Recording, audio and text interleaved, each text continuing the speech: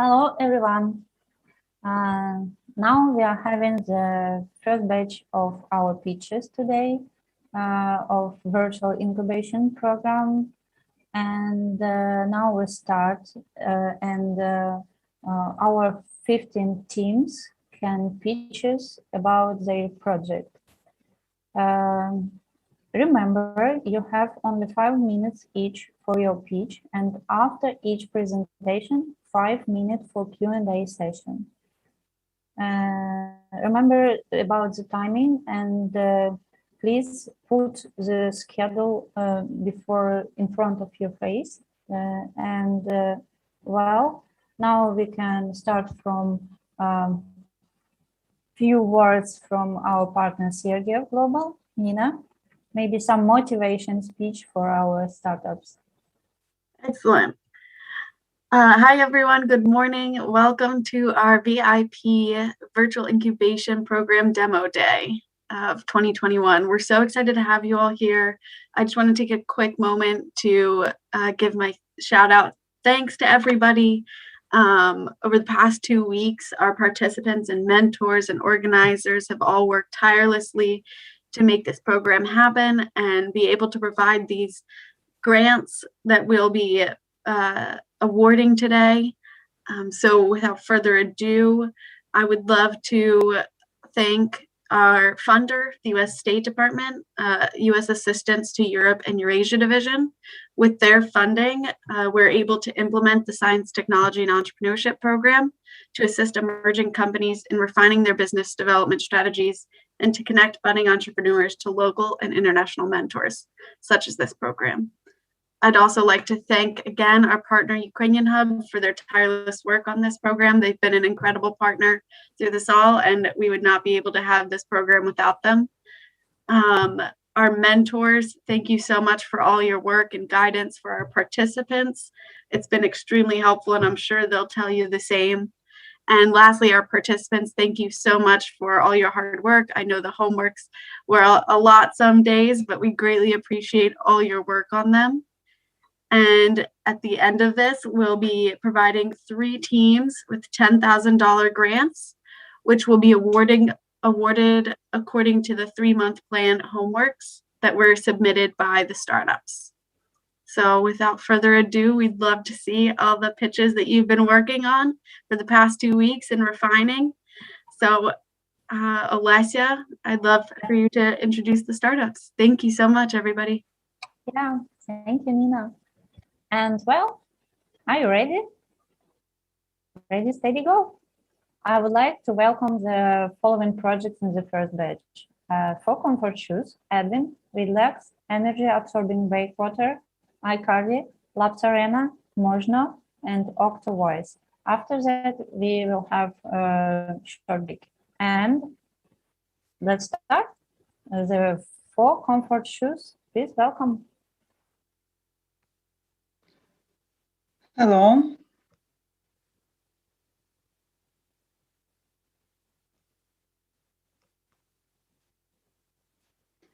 Hi, I am Oksana Savitska, CEO and co-founder of For Comfort Shoes.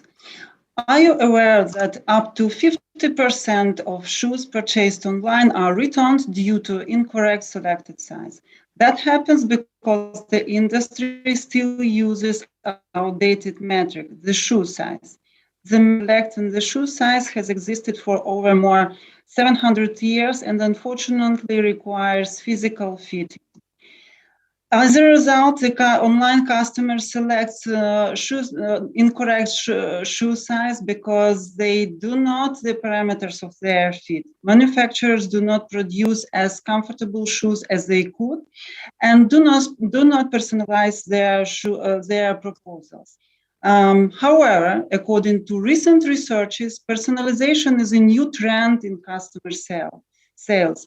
That means we need to change from standardized shoe size to the personal parameters of each online customer. It is For Comfort Shoes that provides the opportunity to obtain data on foot measurements for retailers and manufacturers in order to provide more customized approach in shopping. How does it work? Following a short measurement instruction, the customer scans their feet. The system calculates 7 parameters and selects the most appropriate shoes based on comparison with shoe parameters. The online shoe sales is constantly growing. Technology now helps us introduce more sophisticated parameters in shoe selection that can help both customers and manufacturers and boost the growth even more. Using for comfort shoes will save time and energy for customers, and at the same time, retailers and manufacturers will get such benefits as reduction of returns, satisfied customers, shoe production improvement, waste reduction. Unlike other competitors, for comfort shoes uses 7 parameters of correct shoe selection. Our strategy is develop a global market, global platform for shoe sale with an improvement fitting algorithm, AR fitting, simple tools for integration with retail systems. We need to start the process of changing the industry that will last for several years and open up a number of new opportunities for development, such as digital passport, personal sustainability in fashion industry, improving shoes, and personalized proposals. The structures of expected revenues includes SAS, implementation, analytical reporting. The expected exit is that for comfort shoes will be acquired by Google or Facebook till 2024.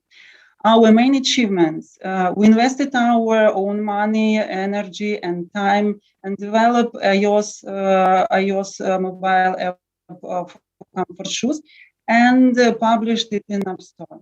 We took a part in at such events as Collision and Ukrainian Fashion Week. We won grants from USF and from Academy for Women Entrepreneurs. Some internet resources also have shown interest in our own project. Now we are looking for a marketing director, and we're also making a promotional video for foreign markets. Our team has many years in experience in developing and implementing corporate system, mobile apps, and portals. We have been cooperating together in corporate business for more than 5 years, and we know how to help big companies to transform and develop. Thank you for your attention, and if I have time, I want to say thank you to organizers, mentors, and participants for interesting program. Thank you. Thank you, Oksana. Thank you a lot. And now we have 5 minutes for Q&A session. Their mentors, please. I can't show my video because it's not allowed, but perhaps I could still ask a question, which is basically you say that your competitive advantage is that you have 7 different fittings, whereas other competitors only have less. And my question to you is, how easily can your competitors copy those 7 different fittings and do it on their app so that they don't have any disadvantage compared to you? Well, my answer is that in nowadays easy to copy everything, I think. And if they have 3 model of feet, they can measure 7 parameters or 10 parameters or 3, doesn't matter. So if they copy you, then what is your advantage going forward? How do you compete? Sorry?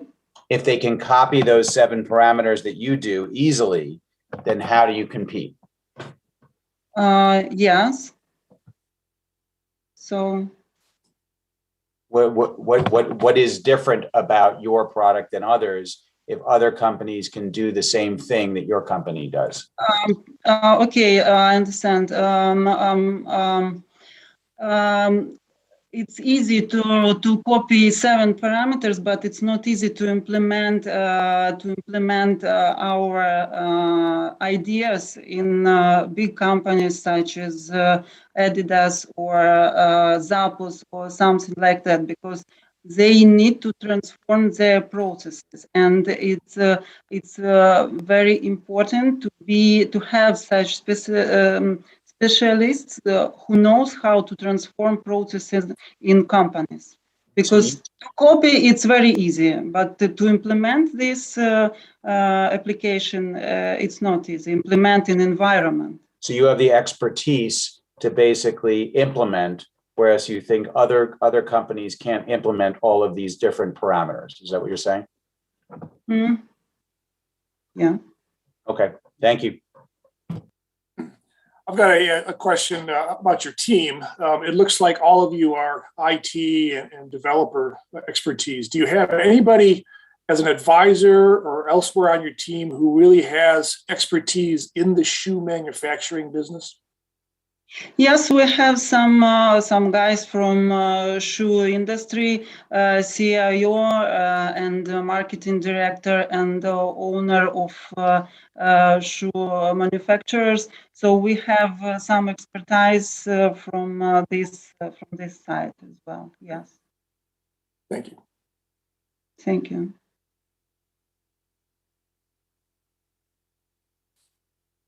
Well, since nobody else is jumping in, is there any intellectual property, anything that's patentable or protectable in your system? Sorry, Marty, would you repeat, please? Is there any intellectual property associated with your system? Any patents or trade secrets that you can use to protect your idea? We are working with this in this period. Yeah. Now we're not in launch phase, so we're working with this. Good. Do you have any relationships? Have you had any conversations with shoe manufacturers about what you're doing, and what feedback have you received from them? Yeah, I answered. Yes, we have expertise from manufacturers. Yes, and we discuss also the production technology, because it's necessary in shoe selection as well.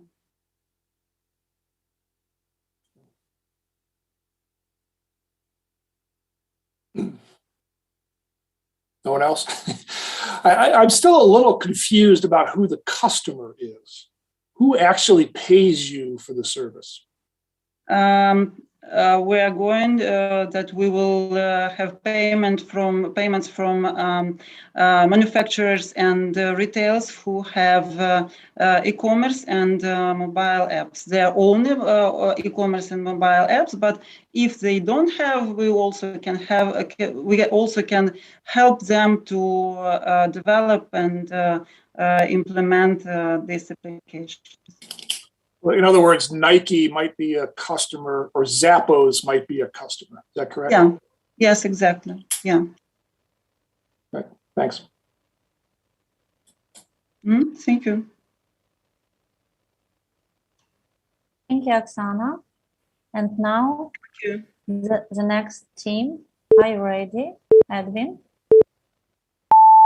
Yes. Hello, I'm ready. Okay, let's start. Okay, hello. My name is Roman. I'm CEO and co-founder of EducateMe. Have you ever seen the empty shelves in the supermarket? The global retailers market loses about $1 trillion per year due to bad timing shelf replenishment. This is out of stock, global problem for retail, and we fix it. Over 70% of empty shelves are caused by the shop fault. The responsible staff is not aware of the fact that the shelf is empty. Goods in the shop, but not on the shelf, or not ordered. So how we do it? We install an overlay with weight sensor on all depth of the existing shelf in shop and control quantity of goods on it. The received data is wirelessly transmitted on the server online. Software creates online report and analytics in the web user account and sends alert when the shelves are getting empty. This increases on-shelf availability as a result. This allows to reduce out of stock by 72%, increasing profits by 25%, and brings the income to retailer for each $1 invested in the system. Our competitors are aimed at controlling planograms through photo or video recording, and can show only the fact that there is no product on the shelf. But we control the amount of product across the entire depth of the shelf and prevent this absence. In addition, the system is very easy to install, which will allow quickly scale the project. Our first stage to grow up after Ukraine is the market of Poland and Lithuania. They are geographically close and are already looking for a solution to this problem. Then the rest of Europe. Our market in Ukraine, $52 million. In Ukraine, Poland, and Lithuania together, $136 million. Europe is more than $2 billion. And this is not a volume of the market of retail itself. This is a calculated volume of retail investments in the admin system. Today we have MVP, which is patented in Ukraine, and have a test with Silpo, the biggest Ukrainian retailer, and Coca-Cola. We will sign contract with Coca-Cola, and also we are signing contract with one of the biggest Ukrainian retail chain. Admin's business model is SaaS model. The retailer pays a monthly fee for every SKU in amount 93 cents per month. In the progress of work on the project, we attracted specialists which in the end made it possible to create a stunning team. Each of our team members has huge relevant experience in their position. Anna, CEO, Alexander, CTO and hard developer, Robert, soft developer, and me work full-time on project. Other 3 members while work part-time. Sergey has more than 20 years experience in the supply chain, and he is one of the best supply chain consultants in Ukraine. He has competitive advantages. Most team members have many years of entrepreneurial experience. We are looking for $550,000 for the stage, for hardware upgrade, develop software, and buy first batch of hardware. And last but not least, affecting supply chain optimization, our project helped achieve the 12th sustainable goal of the UN, responsible consumption and production. Welcome to Invest. Thank you.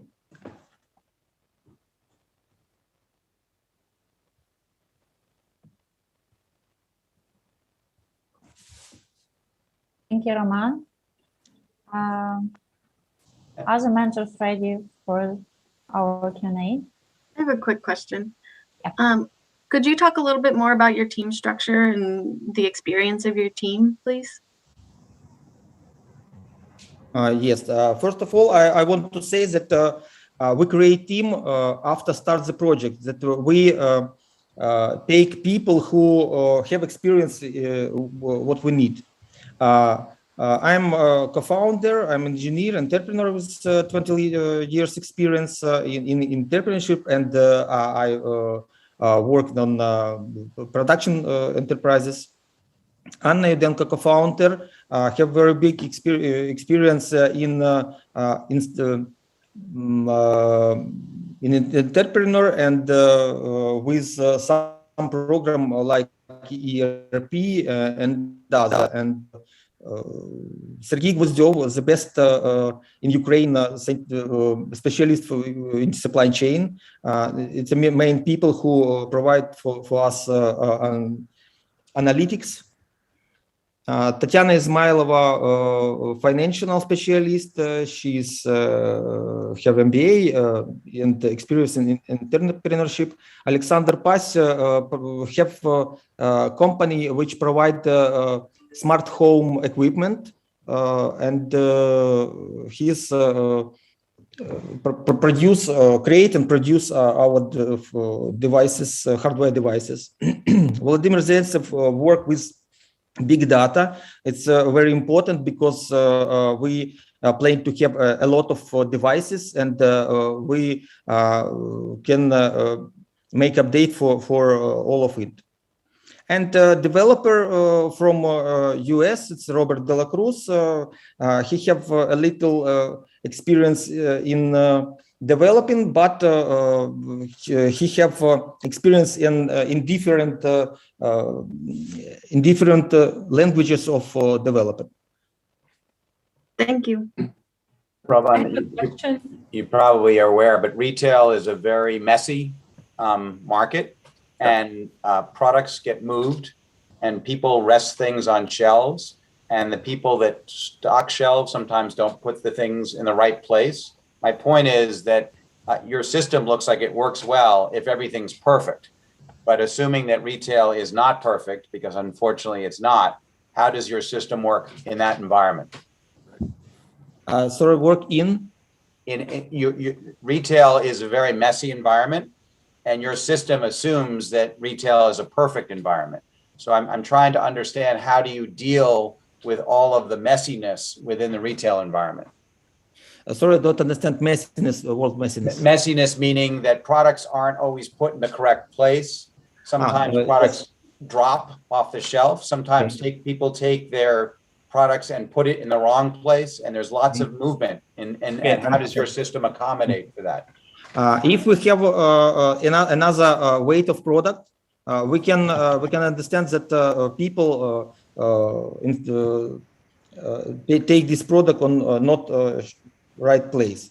But if we have the same weight, we exactly can't understand that it's not true normal product. And how about if someone spills something? If a product spills, does that ruin that also? So Yes. I mean, it seems like you have an expert, but it may be helpful to have additional people on your management team who have experience in retail, because retail is very complicated. So have you thought about adding people on your team as opposed to just advisors that have specific retail experience?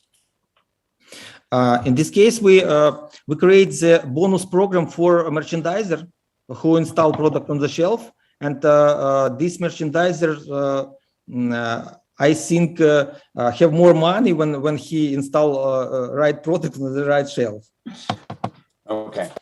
So Warren stole my question, but I have a related question. Sensors occasionally break, and as Warren noticed, sometimes things get spilled or banged. What sort of maintenance problem does this reflect over the long period? And how do you maintain the sensors if you have them in retail all over the world? Mm-hmm. We have a server on the Amazon, and all the data gathering to the Amazon server, and all user can take only this part of information what he need. As I'm clearly understand your question. That's fine. We're going to run out of time anyway, but I second Warren's notion that retail is a very difficult market to tap, and very messy, and be ready for a lot of complexity that you haven't addressed yet. Okay, time is up.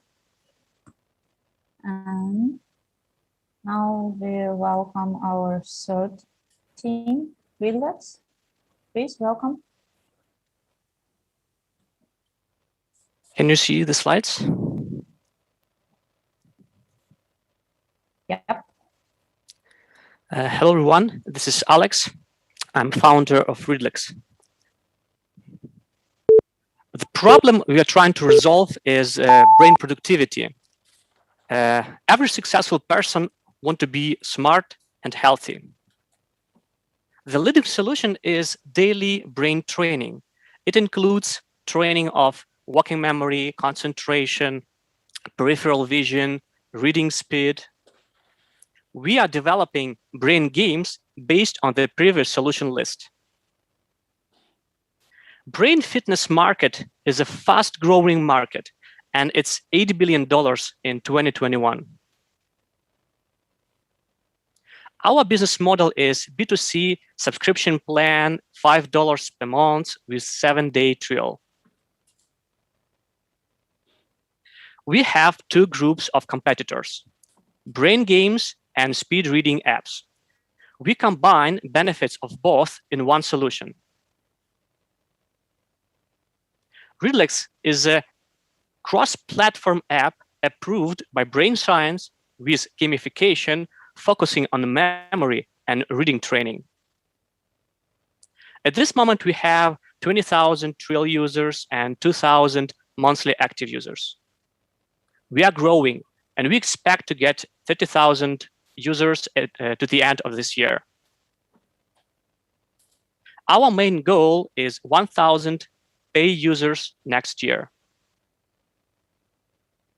We are a team of 4 persons who have experience in product development for US and Europe markets. We have invested our own money, and we are looking for grants and seed investments to speed up development and growth process. Train your brain with Readlex. Thank you for your attention.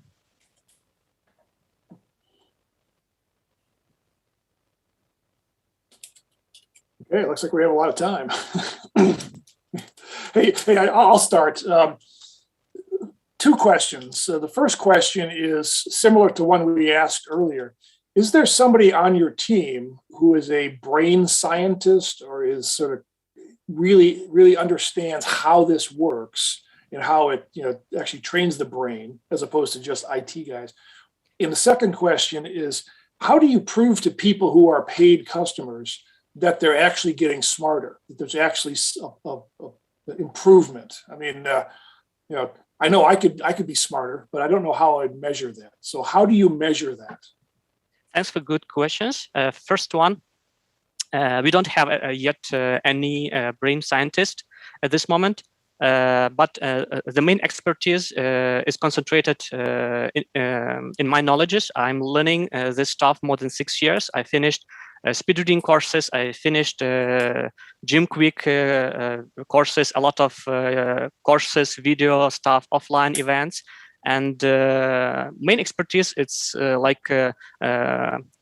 science articles and books, which we are trying to use. But in future, we are going to hire someone, maybe in Ukraine or in US. It depends of how much money we will have.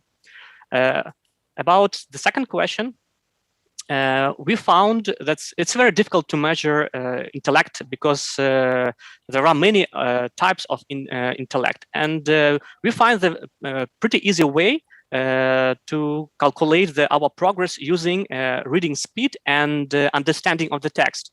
Every hour session, we're asking to users to read some small text with questions after reading, and we calculate the reading speed and the percent of correct questions, and we show the progress. For example, if person is playing more than 2 weeks and see 30% of growing reading speed without losing comprehension, it's very good results, and we show it to our users that you're on the right way.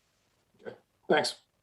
You talked about gamification. Do you provide some type of metrics to see how you're comparing to someone who's a similar age as you? In other words, people are not only interested in how smart they are compared to someone younger, but perhaps their own peer group. So do you provide data to show how people are doing versus their peer group? We have leaderboards in development at this moment, and we will release maybe in 1 or 2 months. And we want to show the leaders of games how much leaders have points and what the best results they have. Also, we provide points, badges, and other gamification stuff to motivate users to play more. Okay. Alex, thank you for the presentation. I have a question to you. What is your go-to-market strategy? How do you plan to expand your business? How do you plan to acquire new customers and users? Can you please let us know? We have a pretty good plan to growing and work with different markets. At this moment we have 7 languages on UI, and all our games are multinational. It's like games with letters, numbers, some figures, and we can very easily adapt all of our games to any country or any region. And at this moment, we are working with Ukraine and North America, but I think next year we will try Brazil, maybe some countries from Asia, like Vietnam or India or China. And the main channel what we are trying to use to get new users, it's ads in Facebook and Twitter, Instagram. Also, we are focusing on organic traffic. We have a pretty good blog in English and Ukrainian when we educate our customers. So what is memory, what is brain, how to train it, what is reading speed, and other stuff. And we have 1,000 visits every month from this organic sources from Google. And also we're trying to, I think we have to try some kind of cooperation with YouTube bloggers or some kind of these channels in future. I think we will try, and I think we need to more focus on some public relation and PR in different countries. Do you gain the paid users right now? Yeah. Mostly we are focusing on paid traffic.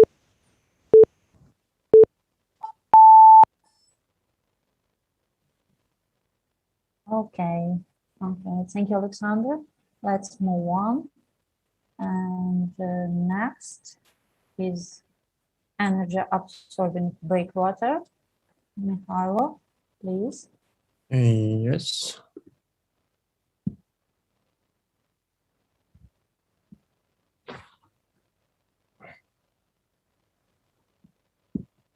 Пуск. Окей, я не могу включить на полный экран.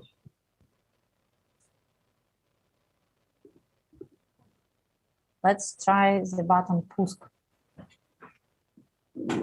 I try to. Oh. Let's start. Hello, my name is Mikhailo Tovchenko, and I want to present to you energy absorbing breakwater. And today we will talk about green energy and fresh water. History of energy and water consumption is the history of humanity from the very beginning. And all this time, unequal division of these sources was the reason for hunger and wars. But now we're living in a fear that these sources are being depleted. People looked to renewable energy. However, wind and sun are not concentrated enough, don't have good efficiency, and need much space for installation. But a solution exists: wave energy. It's renewable, clean, enough concentrated, doesn't need much space because working in the water. And all this for getting green energy and fresh water how much you want and wherever you want. Engineers tried to find a solution for years, but complex physics of waves and conservative use didn't allow them to get any efficient results yet. In our company, we have created a new solution: energy absorbing breakwater. This technology combines all benefits from the wave energy, and due to its construction doesn't have weaknesses of other wave energy converters. To prove that, we have made dozens of tests with different scale models. Moreover, we have built a few prototypes and had field tests in the sea. Results of these tests have shown perfect efficiency in 70%. This number is incredible for renewable energy at all. And we have solved many of the engineering problems with which we were faced during these tests. So nowadays, we have a device that has incredible efficiency, easy to deliver and install, reliable and well-maintained device. Excuse me. Moreover, owing to the fact that our technology eats wave energy, it's allow us to use it as a breakwater to save island and coastal territories from the disappearing due wave erosion and opens new markets. For instance, markets of yacht marinas. We're planning to begin from this market in the US. And the US yacht marine market is estimated at $5 billion USA. Nevertheless, with existing industry capacity, we can reach 40-50 million for the first year. Next level is markets of coastal bases and businesses and private islands. Total available market, according to Bloomberg, is 80 trillion USA dollars. There are some simple calculations. 1 hour device can produce 30-35 megawatt hour of electricity per year and several hundreds cubic meters of fresh water. Even with the selling of electricity with 20 cents per kilowatt hour and a cubic meter of fresh water for a few dollars, the investment will pay off in 2 years. We have an excellent team, which consists of 4 members for now. However, we are getting help from a great deal of specialists all around the world. There are private and government acceleration programs such as a GIST in the US and a professional feedback even from a Nobel laureates.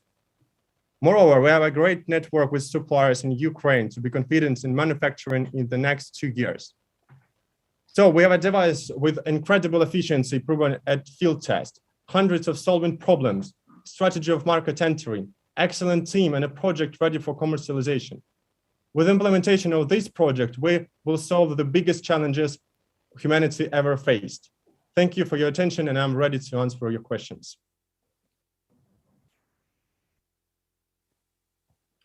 And if I have some time, I will show to Marty our patents. It was a question in the mentoring session.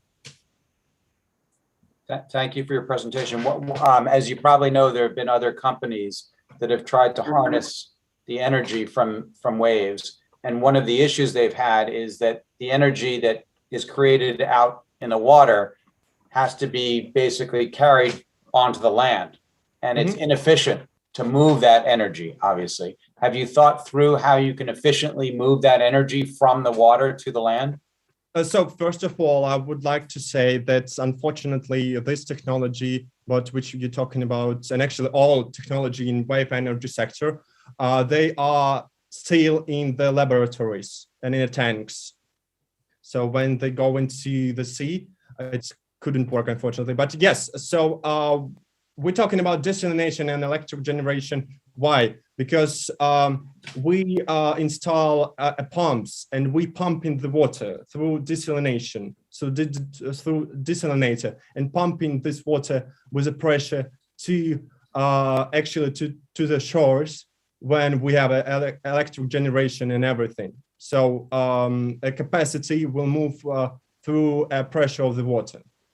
So it's just one engineering solution, one of engineering solution. Thank you, Mikhailo, for your pitch. Is this engineering solution what you were discussing about what your patent is, and how does your solution differ from your competitors? Yes, so actually you can see right now in the slides, it's actually a solution which was in a patent. So we have a patent in 2 patents in Ukraine and application in US and Canada. It's PCT patents. And we have, so our project is unique because we convert wave energy to rotation as a first step. So we don't have other conversation.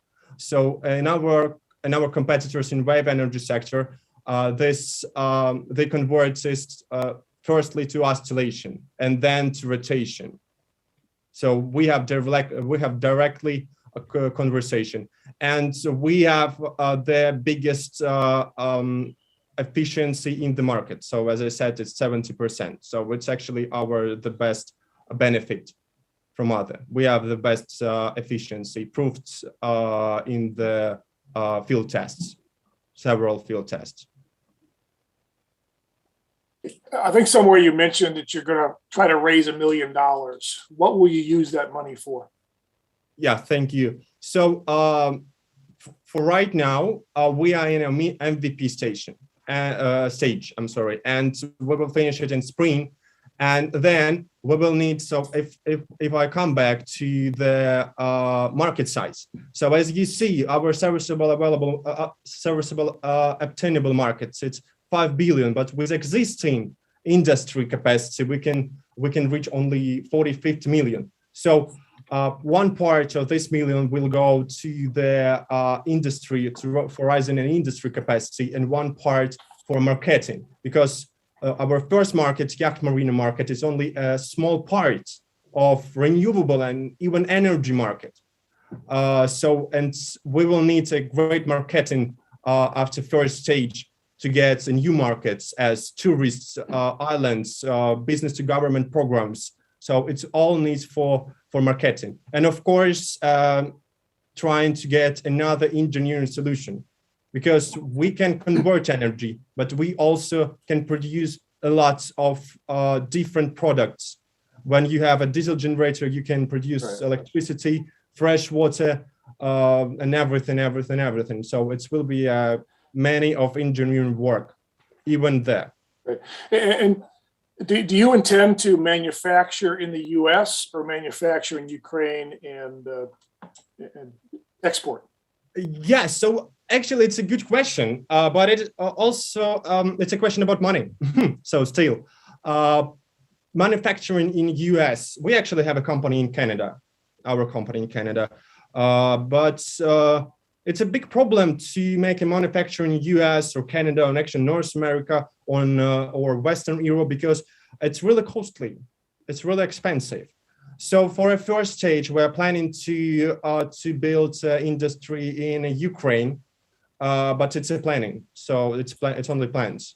So if we will have, or when we will have some proposition from American investors, and if they said, okay, we will want to make a manufacturer in US, okay, it's not a big deal. Thanks. I have actually a slide with a market entering. So we have only 5 seconds. Yes, so actually it's our market entering with our history before. So yeah, thank you. Thank you, Mihailo. And let's go to our next project, iCardi. Yes, I'm here. Let's start.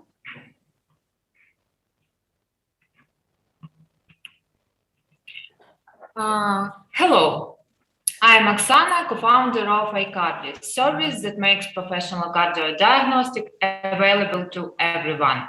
Nowadays, approximately 100 million people have atrial fibrillation.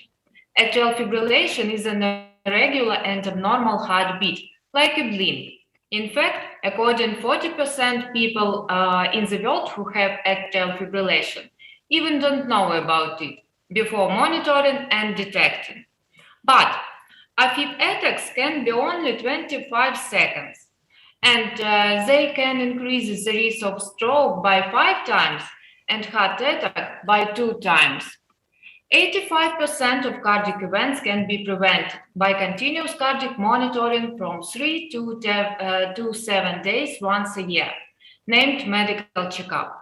Unfortunately, use of such tool is very limited because the cost of these devices is very high, and cardiologists spend a lot of time for decoding a patient's medical data. iCardi is hardware and service for continuous real-time cardiac monitoring up to 7 days. Our product consists of ECG patch, like monitor, and mobile web application. As a result, cardiologist has rapid analytical tool with high accuracy without their own investment and wasting time. For use of our service, a cardiologist needs to check in our service iCardi, install ECG monitor on a patient's chest, and connect with mobile application. After this, cardiac monitoring begins. Report can be prepared by a doctor in 20 minutes after the end of monitoring. The cardiac diagnostic market is huge and rapidly growing. Now we're targeting 20% of Ukrainian market, which is valued $6 million. Our main competitive advantages are continuous cardiac monitoring up to 7 days, quick analysis of medical data, and report from a real cardiologist. We started 2 years ago, and now we have ECG patch prototypes and mobile application. In our go-to-market strategy, our early adopters are advanced cardiologists. According to our research, this is 20% of the total in Ukraine. We are entering the Ukrainian market as a house model. The main value is to provide cardiologists with 3 ECG patches for free use and the possibility of additional profit at $600. Among 62 interviewed cardiologists, 54 confirmed the patient price of $22 for 1 day monitoring and 30% revenue for iCardi. According to our business model, within 12 months, we reach an annual revenue of $2 million and connect 500 Ukrainian cardiologists in our service. Our team has all the necessary competencies: experience in IT business, biomed electronics, digital marketing, and cardiology. Now we look $35,000 for continuous development of our hardware and service and validation of our product. iCardi, service that makes professional cardio diagnostics simple and affordable. We create iCardi because to prevent better than to cure. Thank you for your attention. Thank you, Oksana. I have a question for you. There are a number similar devices on the market, and even in Ukraine, there is one startup which I assume is doing pretty similar product. It is called Cardioma. Maybe you heard of them. I want to ask you, what is your main difference from those devices? And can you please explain the main difference? Yes, Cardioma, they use their device like a device for usual people need use this device every day. But our device you can use only once a year if you want to do medical checkup. Okay. Yeah, I think we all know Cardioma. So a couple things. So one, you mentioned that you have higher accuracy. How do you define that? Repeat, please. In your presentation, you mentioned that you have a higher accuracy. How do you measure that? How do you define that? Okay, can I answer on this question? I answer on develop the product. My name is Roman. We have 3 stages of medical trials, and we train our algorithm on open source database from MIT. After this, we have collect some medical data sets from our doctors, our cardiologists, and now we have the some objective to collect 1,000 plus data set, and after this we can validate the work of our algorithm, his accuracy, and other parameters. Thanks. But now we have a proof from open source data and our measurements. Okay. Thank you. There are clearly other devices out there that are currently being used, and I'm not sure you encapsulated them all in your competitive analysis. Can you talk a little bit more about the global market, because this market is starting to explode? Yes. Thank you. We have some types of such devices, and some of them is involved in human's body. It's named loop recorder. It's a one type, and the type is for people who have this disease, chronic disease, for all life. And we have some types devices for control some disease.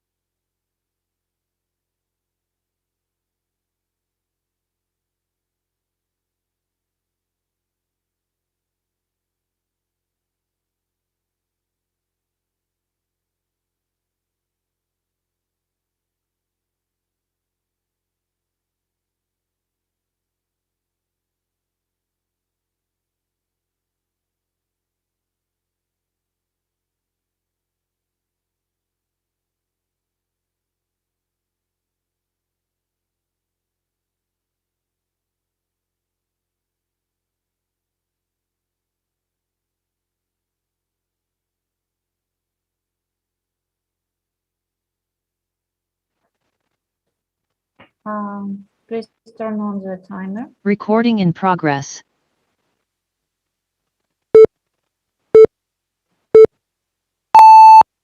Bogdan? Hi, my name is Bogdan, and I'm a founder of labsarena.com. Labsarena.com is an online platform that lets researchers and manufacturers to search, share, and sell scientific equipment, consumables, and services. It is kind of Amazon marketplace modified by couchsurfing for laboratories in the world of science. When I was doing my PhD in physics, I needed a special microscope to characterize protective coatings.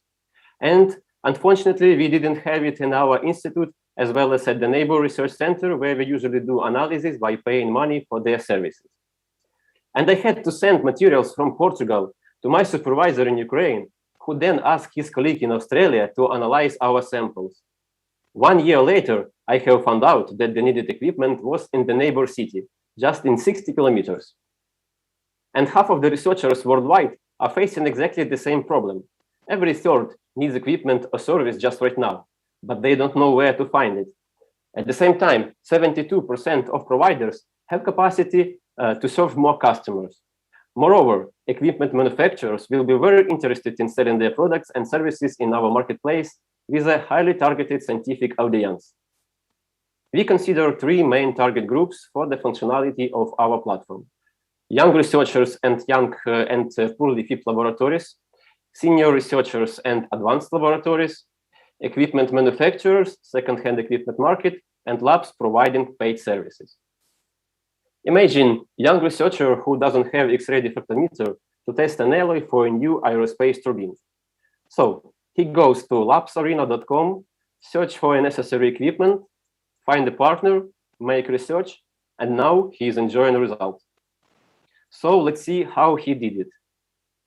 This is our website.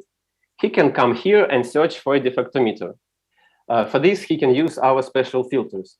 He can select X-ray diffraction technique, service type, country, or even the city. So let's see what we have in Portugal. Okay, there are 2 X-ray diffractometers in Portugal available on labsarena.com. Then you can go to the product page and see characteristics and other details. You can also see the name of the institution or company who share or sell this equipment. And they have their personal profile pages with additional information, contact forms, and all available equipment. We defined some competitors worldwide who can individually cover just a part of our features. Our main advantage is that we create community which can benefit both from solutions for search and for providing research facilities. We offer this in a couple with our advanced multi-filter system to have a job done. Now let's speak about business. There are more than 8,000 research centers, 31,000 of higher education institutions, and approximately 15 million of researchers in the world. The global market of analytical laboratory equipment manufacturing is $115 billion. Our business model is a marketplace for B2C and B2B. We have 3 types of monetization: donation, single ads, and the main subscription fees. As we believe that science should be open for everyone, we provide our services for non-commercial researchers and labs for free. In a short time, our team came from the idea to the first MVP and first customers. We took a 2nd place at Estonian Hackathon Garage 48, and this autumn we will have their mentoring support. And I would like to thank to all members of our interdisciplinary team for such a great progress done since spring 2021. At this moment, we have already a list of 20 European Union real research institutions who is ready to publish their equipment on our platform. The forecast for this year is 40 providers, 10 companies, and 500 users. If we receive financial support from CRDF Global and Ukrainian Hub, it will help us to improve MVP and reach more potential customers and first sales on each segment. Sharing economy is a powerful and growing tool in many aspects and industries like taxi, hotels, co-working, retail. But let's bring it to a new level of the world and of science. So make science, choose Labs Arena. Thank you very much. Thank you, Bogdan. You did a great job at talking about building up institutions, and you now have 20 institutions that will be listing their equipment. My question is on the other side. How do you get all of these researchers to become aware of your marketplace and start to participate? Okay, the main tools which we're going to use in the nearest future is participation in at conferences and exhibition, where we can directly demonstrate our platform to the potential customers from lab side and from the manufacturers. And the second powerful tool for this community is the email communication, because this is one of the communities which really pay attention to the emails, actually. Thank you. I might suggest focusing on professional societies and journals as well, because that's where a lot of the researchers go. My bigger question, though, is do you have anybody on your team who actually runs a research laboratory right now, an advisor, who can really help you sort of understand the complexities of doing that? Okay, so at first, two members of our team are PhD in physics and material science. It's me and one colleague. So we have our own experience in working in the lab and how the process is going, as well as I demonstrate, we have partners and we are the members, like personally me is the member of European Network Scientific Networks, where we have colleagues who can be advisors, and we already work and have some feedback from them and suggestions what should be done and how the process goes. That's helpful. And tell me what happens once the researcher finds a piece of equipment that he or she wants to use. What does your system do to help make that connection? Do you do scheduling? Do you introduce them by email? What happens after they find the thing? By the way, you mentioned a concierge service. It might be interesting to talk about that as well. Yeah. So what happens when someone found the necessary equipment? There are the button with the contact form, and then they can fill out this form, and it will be received on the account on the personal page from another site, as well as duplicated to the email. Okay. Also, there should be some reminding if the person doesn't reply for several days, then it will continue to do this. And yes, you mentioned about concierge service, which I mentioned during the mentoring session. So this is one more approach. So this works like if someone wants equipment but cannot see this in the platform, at the platform, they can ask us to find this equipment among institutions, and then we contact institution and put them all together. Thanks. So if I understand it correctly, you can actually put a wish list together of equipment that you're looking for, and then the institutions can respond to that wish list. Is that what you're saying? Yeah, right. It also could be then benefitable for us, like we can then come to the lab, which already has, so we can rank the equipment, which is the most in the most demand, and then come to that labs and show that. And how do you deal with faulty equipment? Equipment that's delivered and was reported as functioning, and it arrives. I didn't get the beginning of the question, please. And the equipment arrives and it's broken. It doesn't work. How do you deal with that? Okay, in the most of the cases, it doesn't work like laboratory send equipment. It works contrary, like person come to the lab. And in that lab where the equipment is installed, because the equipment is large usually and needs some adjustments. So on that side, there are technicians or colleagues who usually helps to operate the machine. So those people would be your employees. You would have employees that would basically go and service that equipment, is what you're saying.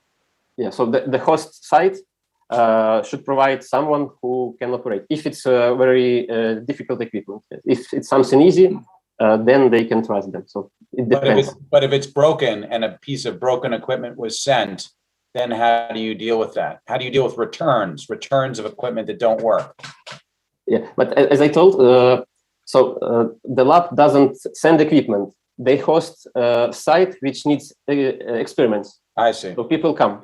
to use. I got it. Okay. But similar question. Do you have in your system the ability for a researcher to publish a review of the institution? In other words, you know, I went there and the thing didn't work, or they weren't very helpful, or it's too expensive. So can they do a review? Yes, sure. And in the future, so it's not for now, but later we can organize also like the ranking of the laboratories and institutions, which is now also very common now to have several ranks.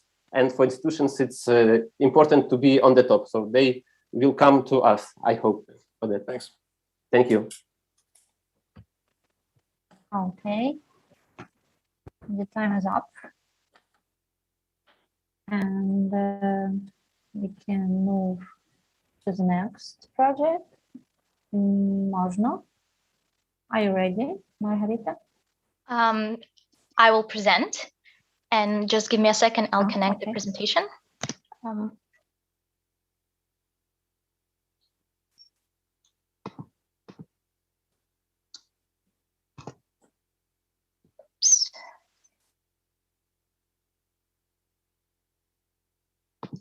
Do you see it clearly? Please turn on the slideshow. Oh, I will actually do this one. Sorry, because it's just better this way. But okay. Hi, my name is Elza, and I'm presenting a startup Można. When I was 14, I believed that studying abroad was only for very wealthy people, and I would never think that I could potentially study at an American university for free. But at the age of 17, I got admitted to New York University, Abu Dhabi, with financial aid covering my tuition, housing, meals, flights, insurance, and even a monthly stipend. But there were 3 years in between when I was so lost, and I had two main issues.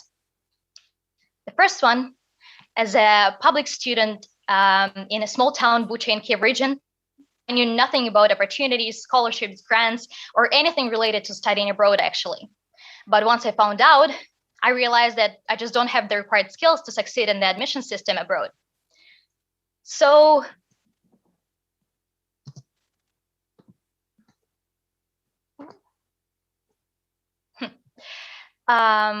so Można is actually a perfect solution for this problem because 57 million of young people in emerging Europe and Central Asia face the same problem, and most of them remain at stage 1. In Ukraine, for example, 40% of youth wants to study abroad, but believe they just don't have the required opportunities. And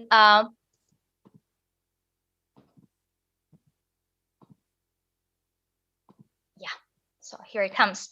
Można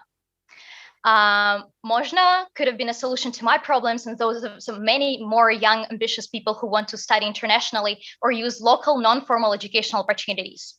Students would get answers to all their questions in the Instagram feed and the chatbot with the function of personalized feedback in 24 hours.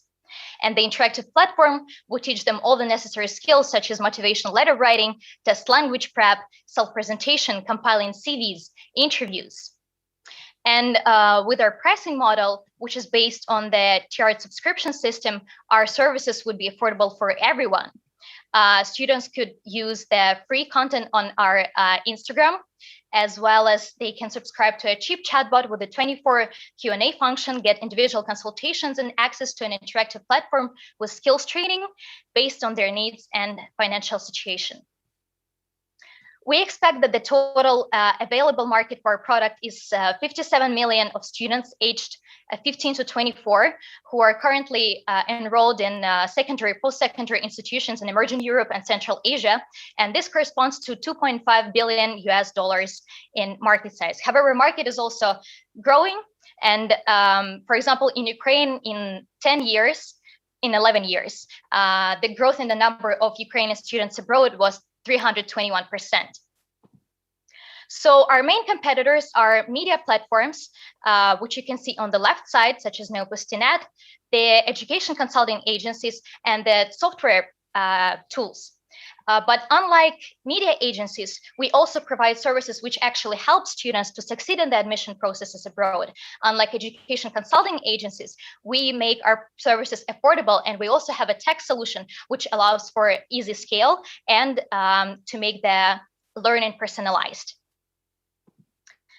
What we have done so far is we developed our brand presence and grew initial Russian-speaking audience on Instagram, which we provided informational support through posts and stories with the opportunities of studying abroad. We developed a video course on application to admit to American universities abroad.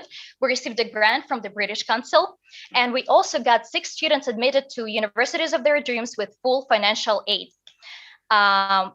We have also developed a internship program for 22 rotating interns who are helping us with the content development. What we ask for now is the financial help to continue building grow our customer base, as well as to assist in using professional services and for other marketing expenditure. By year of 2023, we plan to launch a chatbot, expand our current audience to 100,000 users. And then by the year of 2024, we also plan to expand to Spanish-speaking countries. This is our team, and we are the company that invests in the future generation who will build the economy and grow our country. Please help us. Thank you.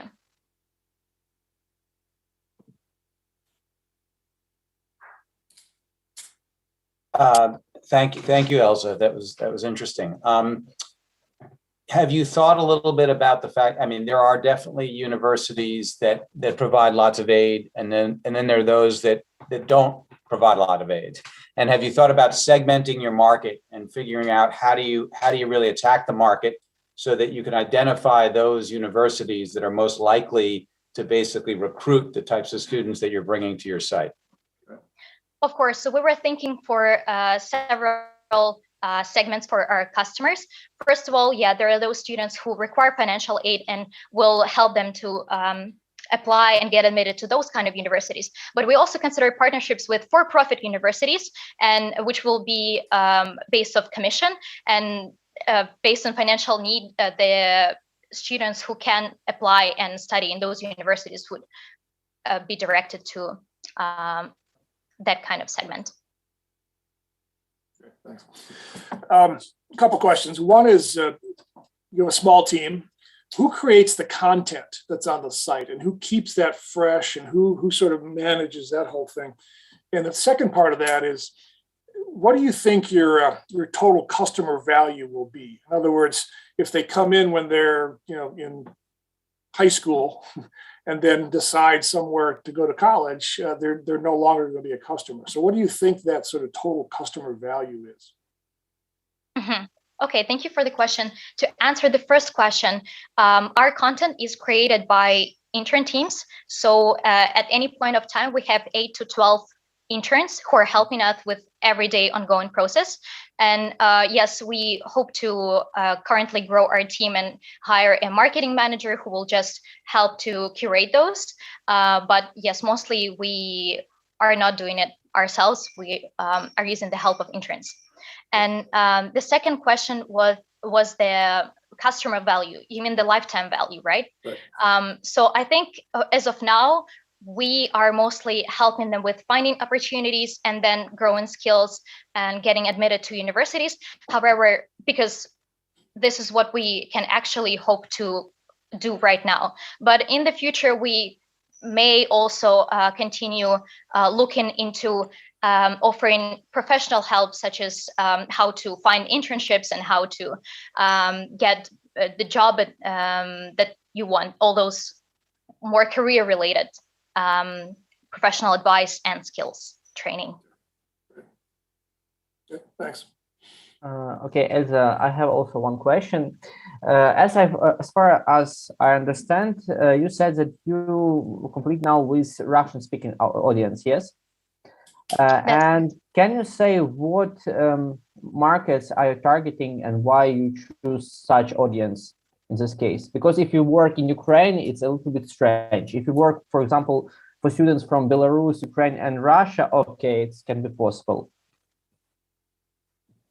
I'm not sure I got the second part of the question, but I can answer why we chose the Russian-speaking audience. First of all, yes, the language we started as a Russian-speaking media startup, and the language was very easily allowing for scale. So the audience from Russia and Kazakhstan actually got attracted to us on its own, whereas we were mostly focusing on Ukrainian opportunities.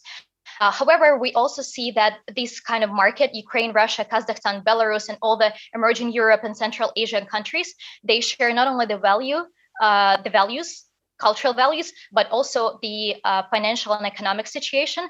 And for example, in Ukraine and other countries, similar statistics, in the last 10 years, from 2012 to 2019, the quality of Ukrainian higher education dropped from the position of 26 to 39 in the international list. And similar goes for these countries. So there is a lot of young people who want to receive quality international education, but they are in the same financial disadvantage. And so providing them with services and starting with them was our main focus, but also it's convenient for us because we are the team who are primarily from these countries, and we also understand the cultural background and how we can help and what are some of the main issues that students face in this region. Okay, thank you. Very quickly. Oh, sorry. No, go ahead. I know that you mentioned something about educational material and such for the participants or your customers. Do you offer your own proprietary classrooms and such, or do you consult somebody else out to teach courses to these individuals? So far, it was actually me. Yeah, so I was doing that. I was mentoring and providing consultations. Okay. Thank you so much for your questions. And I'm sorry for some of the technical issues that were there. Thank you. Okay, Elsa. Thank you. Thank you all. And let's go. Hello, everyone. Next. Yeah. So my name is Nikita. I'm CEO and co-founder of Octo.voice, fast and precise transcription product for Ukrainian, English, and Russian languages. We want our client to make content the king when we take care about transcription. Imagine you're a journalist who did a great interview and eager to publish it. But to do so, you need to turn audio into text first. And if interview is 30 minutes, you need to waste 2 hours to just transcribe it. And journalists are not the only ones who are facing this issue. UX researcher, product designers, product manager, startup founders, they need to talk to their potential customers and then transcribe audios to find insights and make sense of it. Re-listening, pausing, typing, transcribing, not so exciting. What we offer is AI-based solution that understands Ukrainian, English, and Russian languages, and our clients can receive correct and precise transcription in minutes, not in hours or days, like it happens now. For example, for media companies, it means more articles published, more viewers, and more viewers is more revenues from the advertisers. Our competitors so far are Kabanchik users that are freelancers and need 2-3 days to make the transcription. And also there is a risk that they will just reject to do the job, or junior specialists of the companies that need even more time to do transcription and also can make mistakes. Other companies like Dialogflow, Glot, Otter.ai, and YouTube Subtitles offer good quality of transcription for English, but extremely bad quality for Ukrainian and Russian languages. And something about marketing opportunities. We found out that journalists spend 1/3 of their working time working on the transcription, which means that if average salary of journalists is 20K hryvnias, media companies pay 6.6K hryvnias monthly per employee as a salary for transcription. What we offer is 2.5K hryvnia monthly B2B subscription, which is already cheaper than what they are paying now. Nowadays in Ukraine, there is 1,141 media companies that we assume will be our beachhead market. And with 40% penetration rate, it leads us to our current market opportunity, 13.6 million hryvnias yearly. And it's not only Ukrainian journalists that need transcription. The more languages we will add, the more markets we will be able to reach. We plan to scale in the future for European countries' markets and not USA, because in English-speaking countries, there is already products that offer good transcription quality. And also there is other markets like lawyers, product IT companies, sales teams, contact centers that need transcription in their workflows too. We will make customer development in these segments in near future. So we plan to attract our customer through direct sales, social media ads. We try to spread word of mouth, and also we will attend special events to reach out our target audience and to increase awareness. We will offer B2B subscription with multiple seats, B2C subscription, and API integration of our transcription engine, which allow people to integrate our product inside their product. And like that, we plan to reach 42.6K revenue in the first year. My co-founder, Arthur, are a talented ML specialist with experience in NLP and graduate of Kyiv Polytechnic Institute. And me, I am a product designer from Crédit Agricole Ukraine with the experience of launching digital products on Ukrainian market. As of now, we developed a chatbot in Telegram that transcribes audio messages. We did it to quickly check and refine the quality of our transcription. You can also test it by scanning the QR code. And now we need money for the hardware to increase precision of our NLP model. And when this will be done, we plan to build our web application in Bubble.io no-code platform. And like this, we will be ready for traction. And at this stage, we will need funds to reach our market opportunity and scale on the new markets. So thank you for attention, and feel free to contact us in social networks if you are interested in our product. Now I'm ready to answer your question. Thank you.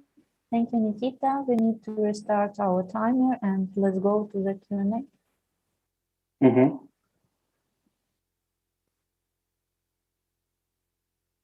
Thank you, Nikita. Can you talk a little bit about the scalability of your business? So it seems, if I understand it correctly, that as you add more revenue, you add more costs. And I'm trying to figure out how does the business scale over time?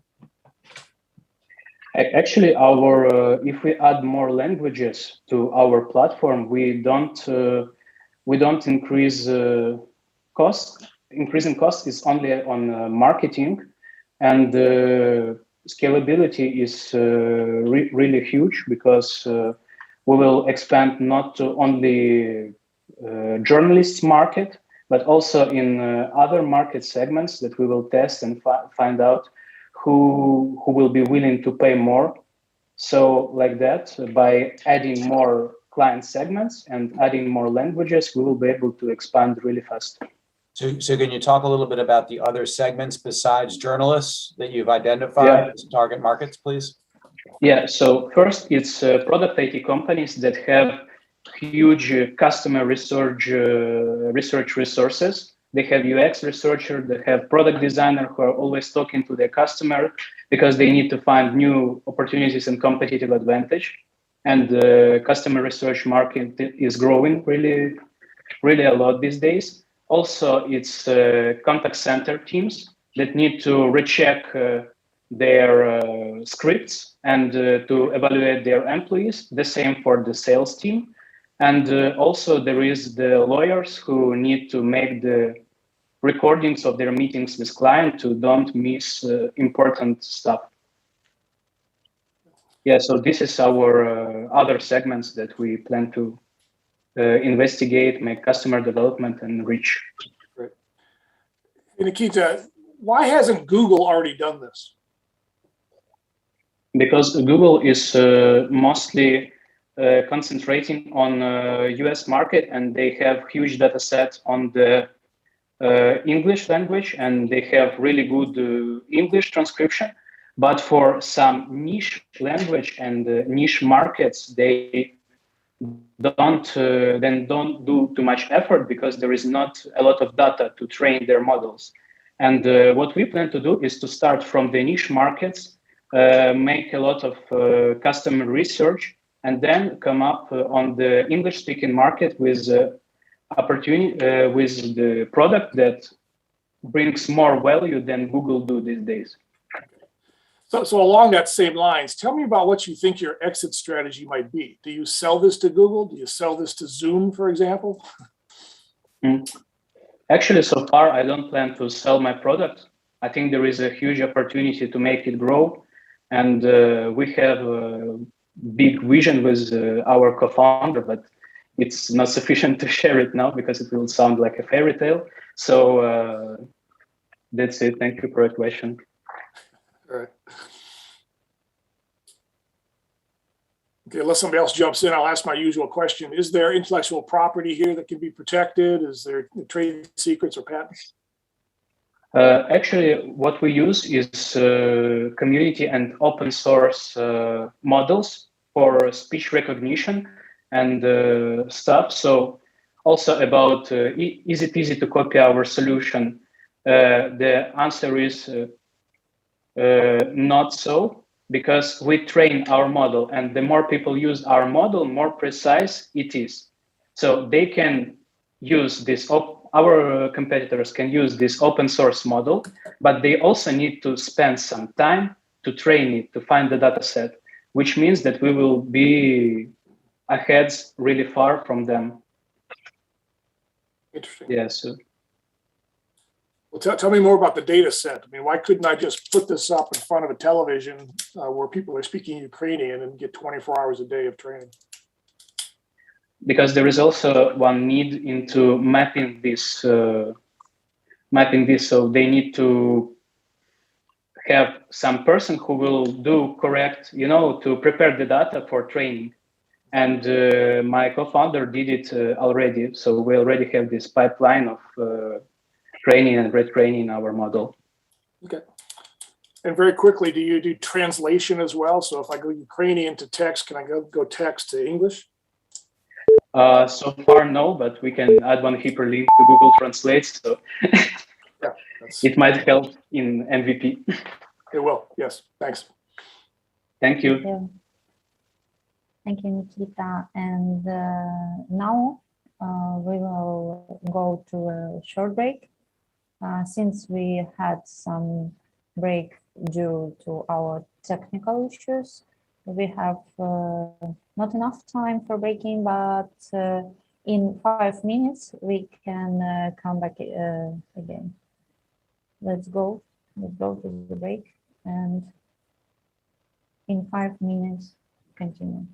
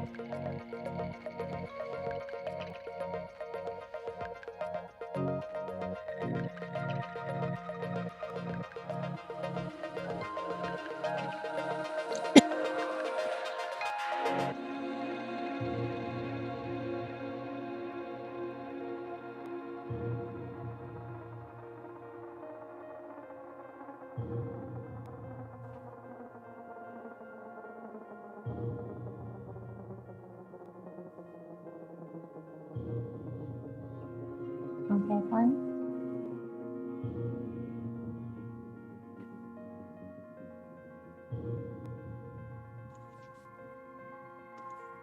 Она не постит фотки с мужиком, потому что у нее его нет. А если у меня их два?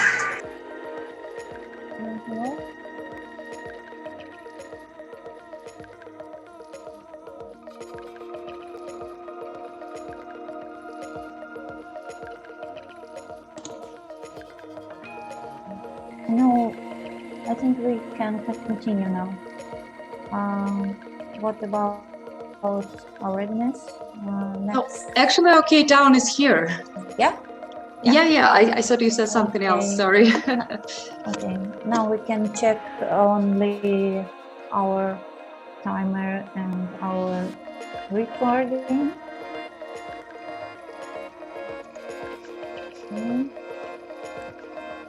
Okay. Yeah, can I start? Little bit.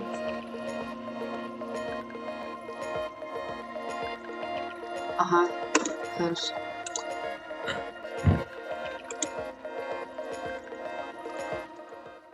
Так, мне выключить презентацию? Леся. Я просто вас объявлю. Или, okay, let's go. And I can switch my role of moderator to my co-founder.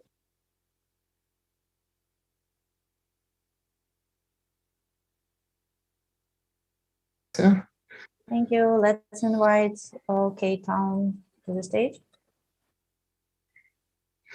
Hi everyone again. So we continue, and here we go with our next startup, OKTown Marketplace. Please, stage is yours. Okay. So hello everyone. My name is Elena. I'm a founder of a OKTown startup. It's not the first year when we're facing a problem of founding activities and local tours in Ukraine. By our market survey, almost 80% of Ukrainians travel around the Ukraine, and 80% of them, 40% of them facing a problem of founding activities. 52% of them founding through the phone or coming to the office, which is old school. So we are facing declining demand for online services. OKTown is optimized marketplace that lets traveler to find and book with the local outdoors activities and local tourists instead of traveling so far. OKTown is the feature of OKTown is interactive tour that helps to develop tourist infrastructure, promote cities, museum, guides, and interactive businesses. Let me show you how it works. As an example, Anna is a businessman. She came to our marketplace, and she can see our hashtag system that helps her to customize her request. She can easily onboard with us by applying, and she can go to the catalog to customize her request as a client. She also can use our feature through connected to her business or buying. The feature is online audio tour.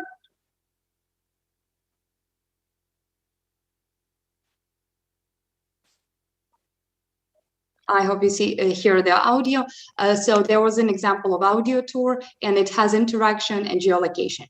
A regular services has on a service page the price for how many people it could be, who is the provider, what is information, what is the specific characteristics, and exactly you can read the feedback from other clients. Also, where is located this service? You can order by clicking and coming to a personal account. In a personal account, business and client can write down to each other and ask for more specific information and order. So let me show you that little preview.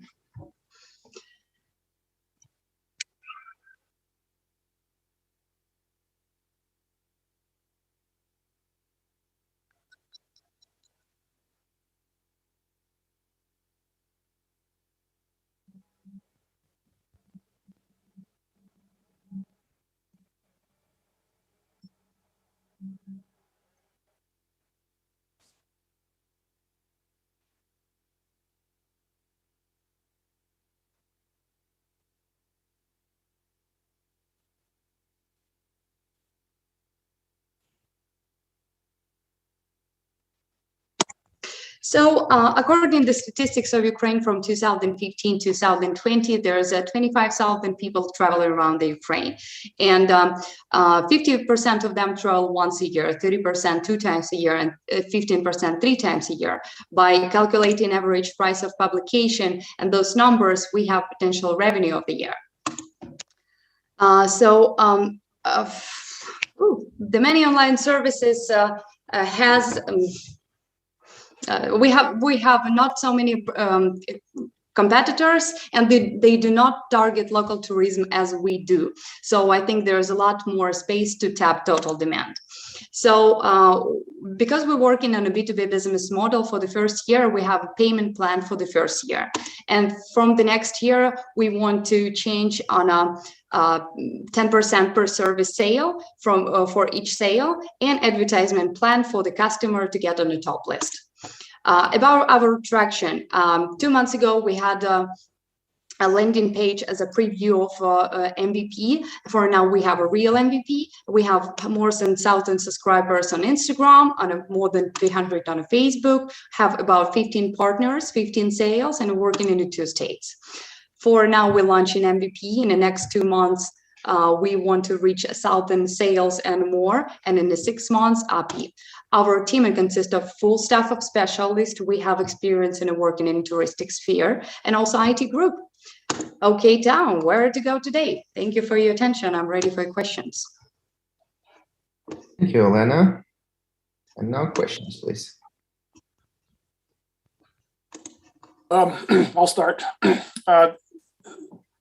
I think I know the answer to this question, but who creates the content? And I say that because I saw on your chart the onboarding of B2B. Do you actually help the tour operators create the content that will go on your site?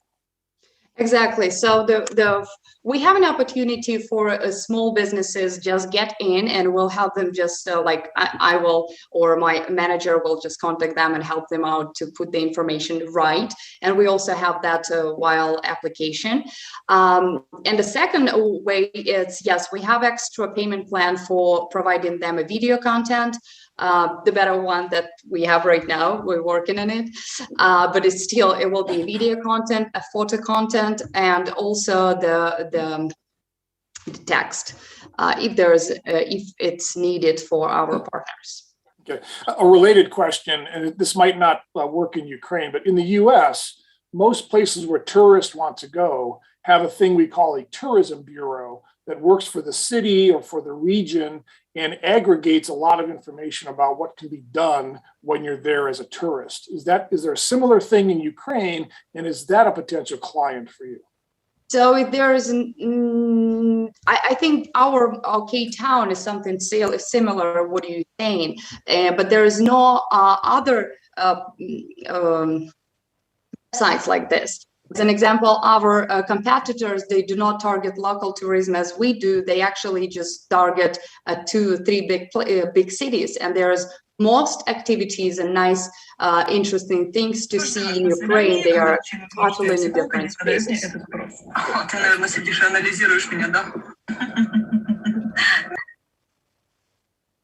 Yeah. Sorry for these technical difficulties. It's okay. Have you thought about other ways to target local tourists? I mean, that's a very specific market, and there probably are channel partners or strategic partners that could help you identify local tourism. Have you thought through that? So we do working with the government by advertising, when doing exhibitions. In the tourism, we co-work with them and partnershiping. Also, we work directly with the businesses like tour operators that works in the Ukrainian field. And what else? The feature of our product. Actually, the feature is we have an opportunity to create an interactive tour that will do anything what you want. And as an example, we can do it for the guides. The guide give us a whole story, what they want, each places, and we just create the whole tour. It will be also in our marketplace. So it's some kind of the way of growing potential interest to the tourism in Ukraine, in small towns also.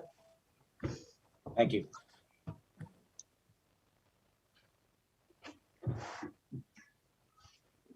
Okay, any other questions?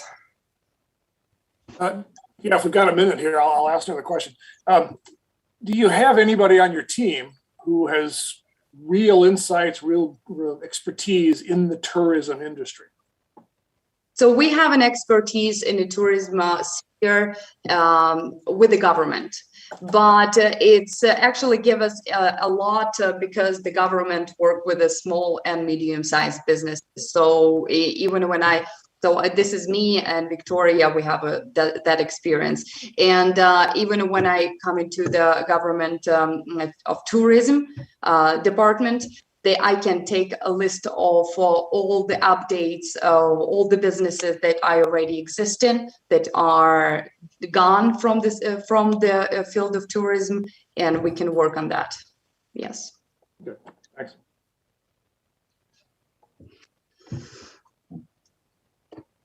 Well, we have 45 seconds left. Do you have any intellectual property or other protectable assets that would be a barrier to your competitors?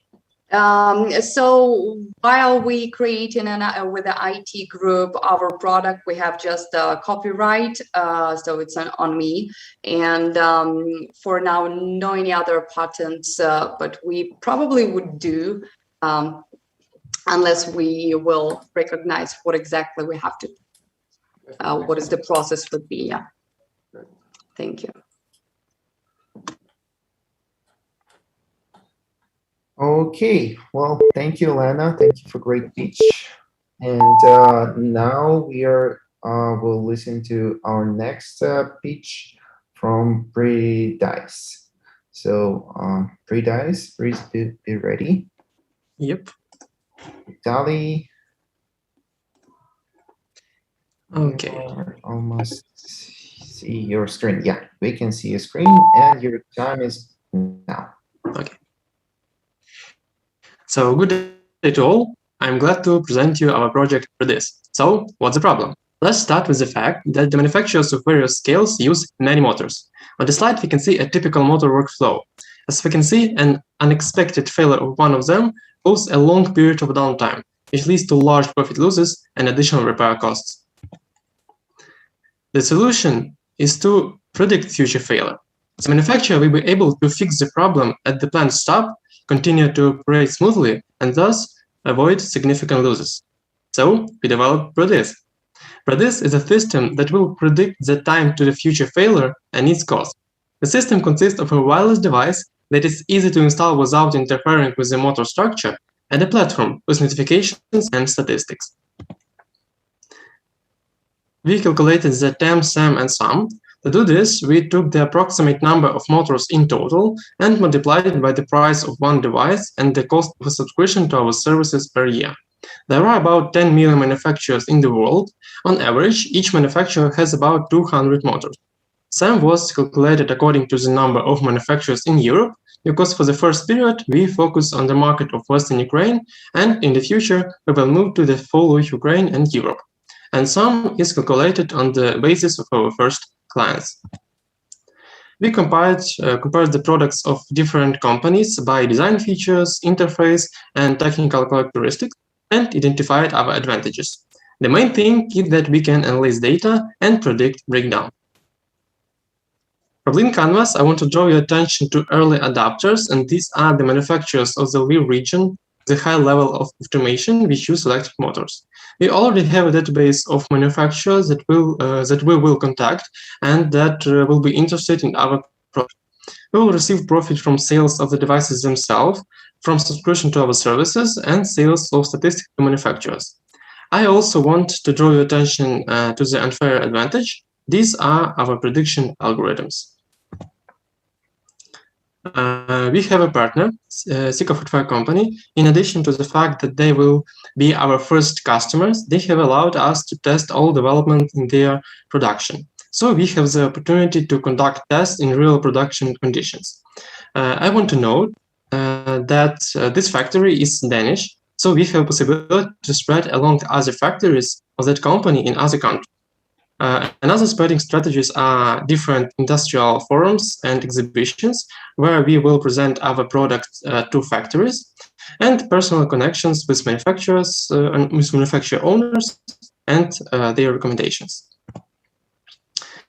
We are a team of passionate students studying in the Internet of Things program, so we have enough knowledge and motivation to implement the project. My teammates have skills in system designing, software, hardware, and algorithmic solution development, and we know how and to whom to sell our product. Also, we are supported by a mentor who has significant experience in commercial project development, and another mentor, the founder of a startup school with significant experience in entrepreneurship. Currently, we are preparing for testing at the factory in real conditions. According to our plan, we will release a pilot batch of devices at the beginning of the next year. At the moment, we have clearly calculated the needs for further product development and preparation for full entry into the market. And the next step will be an improvement, preparation of services, and production. As a result of the funding, we will finish the development of the device, gateway and network, user platform, and our prediction algorithms. Also, we will get all certificates for devices and network and licenses to be fully able to enter the market. And then we are planning to attract angel investment to equip with our product first 3 factories. So this is predict to prevent. Thank you, Vitaly. You still have 40 seconds to share something with us. If not, then okay. let's go with questions. Please. I'll start asking my question. Could you just walk us through exactly how your product works? Okay.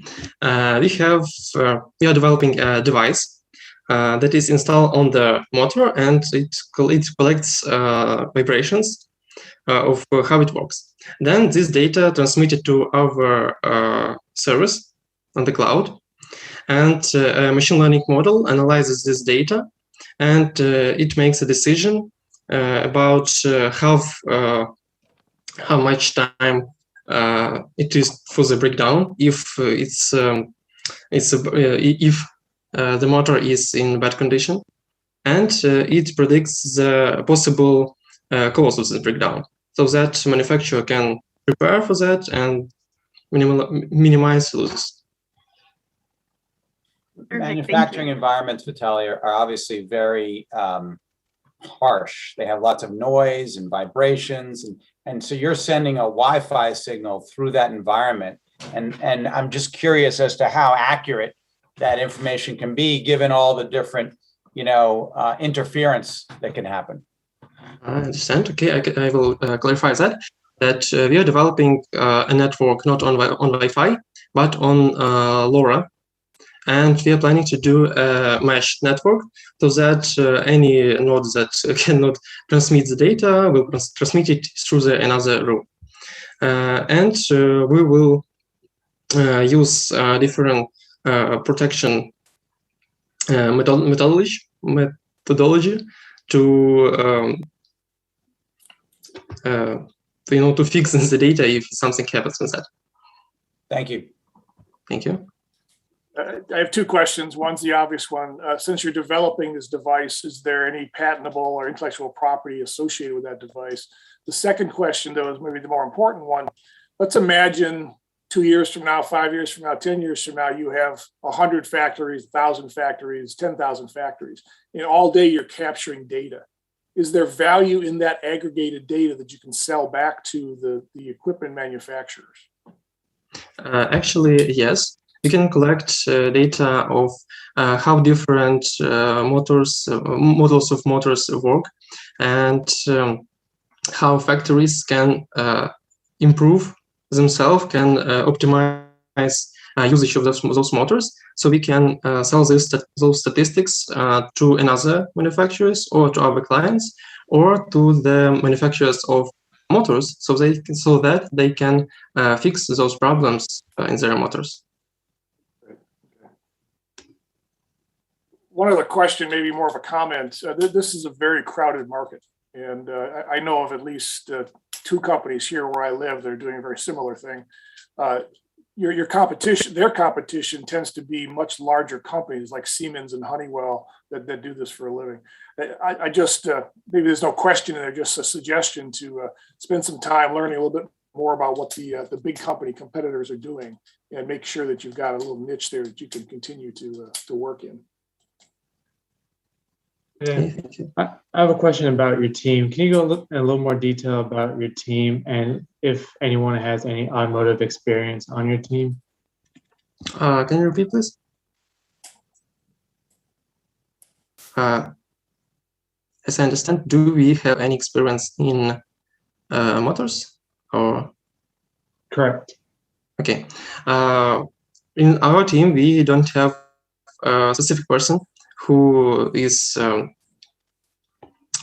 responsible for that, but as a partner in on the factory, and we do different consulting sessions, and we can consult them with them in the future. Okay, are there plans as you expand to have an in-house expert, or are you going to continue to consult externally?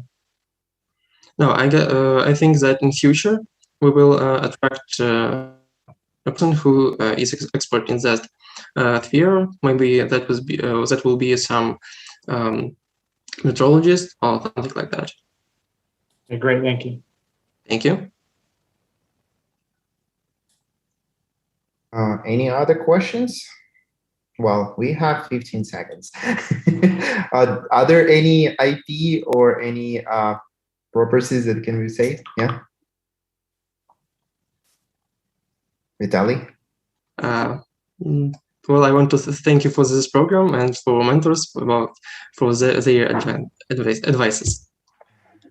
Okay, sounds great. Thank you, Vitaly. And now we are having our next startup, which is CRDF Human.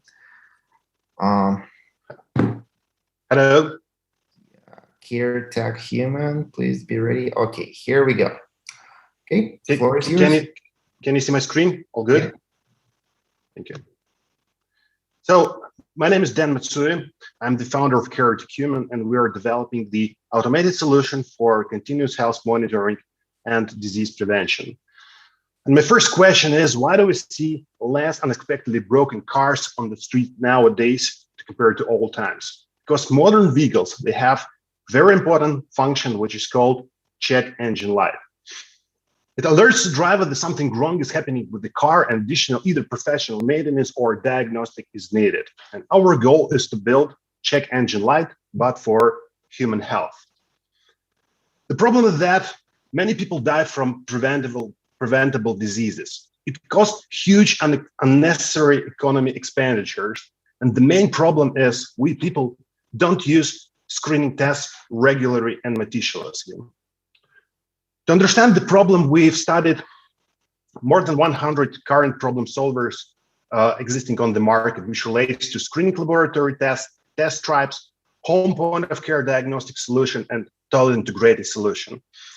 And our analysis showed that at the moment, there are no affordable solution which doesn't require human initiation. And that is why we're building accurate, affordable, fully automated solution, which will not expect any activities from user side. And we're often compared with Theranos, and that is why I want to emphasize that we are really science-based solution, as there are more than 1,000 biomarkers in urine proven to be related to correlate cancer, type 2 diabetes, digestive diseases, urinary tract infection. These metabolomes can be used to control personal drug metabolization rate, which facilitate precision and personalized medicine, and they also can be used for food metabolization control. It works very simple. User simply unpack device connected to Wi-Fi and mount it to the toilet bowl. After that, every urination in fully automated manner, solution intakes a gas sample from the urine surface, analyze data, transfer data to the cloud, where ML-based system, they look either for specific biomarker or disease-related pattern. If this observed, a system send alert to a user and his authorized doctor. We associate our innovation with Internet of Medical Things market. There's a huge market growing rapidly, more than 30% per year. Our goal is to build a unicorn in 5 years. Here you can see our first product version. Neither design nor price optimization were objectives on the stage. However, our solution is now 100% automated. It is really affordable as bill of materials, just $45. It is absolutely maintenance-free solution. We don't expect any service from user side during 3-year period. We can detect multiple diseases with same hardware component, and to continuously integrate new disease detection algorithms we've developed over their updated technology. To prove the accuracy, we've conducted preliminary human trials for type 2 diabetes and COVID, and they demonstrated great accuracy, which is better than existing competitors on the market have. We've developed IP strategy and started with submitting preliminary patent application for user re-identification technology to automatically distinguish family members which use the same bathroom. To verify market need, we schedule pilot run with cross-European telemedicine platform whose goal is to develop smart environment for aging people. And to verify patients' needs and doctors' needs, we've conducted multiple working sessions with members of International Diabetes Federation. So of course, it is hard to overestimate the word team, and I'm glad that great talents joined us, people with expertise and proven track record in product development, medtech, health tech development, business development, guys who had developed and sold companies and acquired patents. The core team is supported by the advisory board from Stanford, from University of Kent, from University of Greenwich, and of course, we partner with organizations who helped us with on-demand expertise. So just to recap, for the last 2 years, we've developed several concepts, developed proof of concept, developed MVP, conducted preliminary human trials, verified needs, and applied for preliminary patent application. Now we're developing market-ready product, and this is where we need your help to develop 20 devices and conduct advanced real environment tests, which will help us to scale up, to fundraise, and to develop other product versions. Thank you. So now questions, please.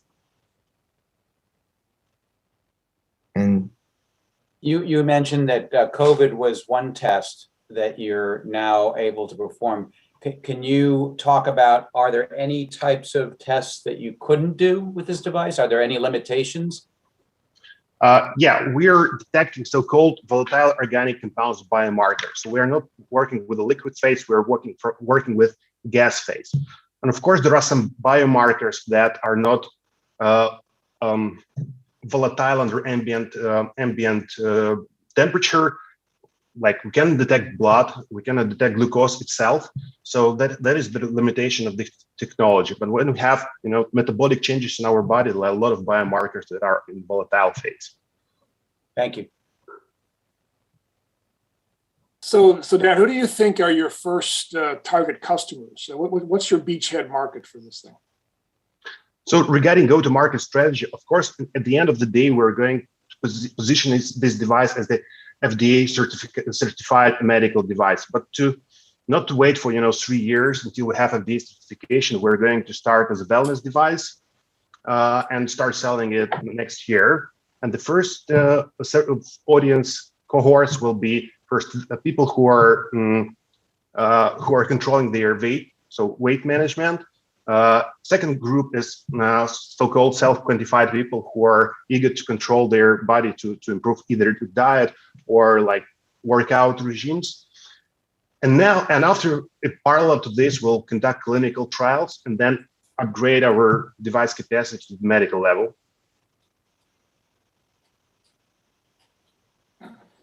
So that will be a medical grade device, right? And what grade it is per second? In the end of the day, we want to have class 2 FDA device, so we can make recommendations like, hey, we see the signs of UTI infection, please go and consult your doctor. So yeah, for that purpose, we need to conduct clinical trials and have this FDA clearance done. So as you're aware, FDA approval can take a while. You might be a couple of years out, if not more. So what do you do in the interim? How do you survive until you get final FDA approval? Yeah, that is why I said that we're going to start selling it as a wellness device, which doesn't require FDA certification. So we'll provide actually the same information, but we'll downgrade it. So we'll not make this direct recommendation, but we'll provide scores and other things that are not FDA, that could be not FDA certified. And we're going to start selling it next February. And of course, we needed to demonstrate traction and to raise capital and to develop a company. Thank you. Dan, I'll have a quick question. Dan, how ready is your MVP for mass production, and what potential challenges you may face during setting up the production? So the get prepared to bulk production is the thing that we're currently working on. So we're not prepared for bulk production. We currently have this prototype developed, which is capable of real environment tests and which is capable of participating in pilot runs. Yeah. So, and parallel to doing this, we're going to make promo design and get prepared to bulk production. We're consulting. We have different several ideas, either to produce it totally in Far Asia or partially to assemble it here. So we're working with that currently.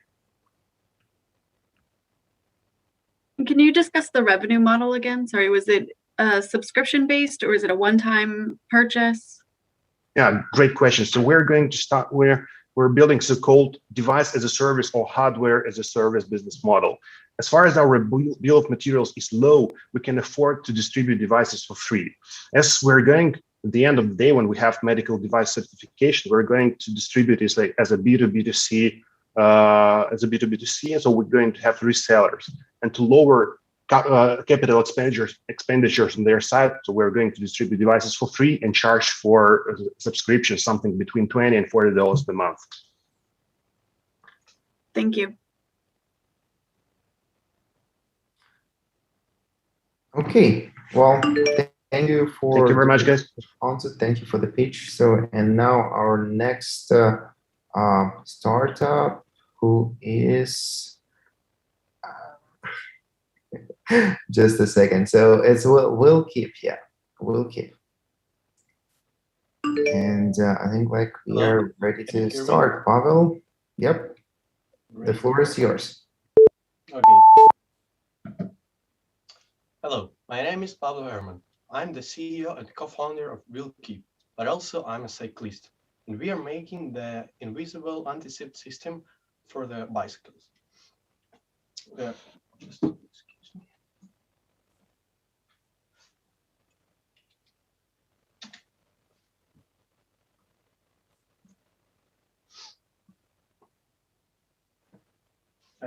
A couple of years ago, me and my friends realized that we have a problem. We can't use our bikes as much as we want to because we can't rely on the logs. Then we decided to talk to another cyclists in our city and all over the world online. We reached out to more than 50 cyclists and find out that they don't trust the logs and never mind, it costs $5 and $20 to $200.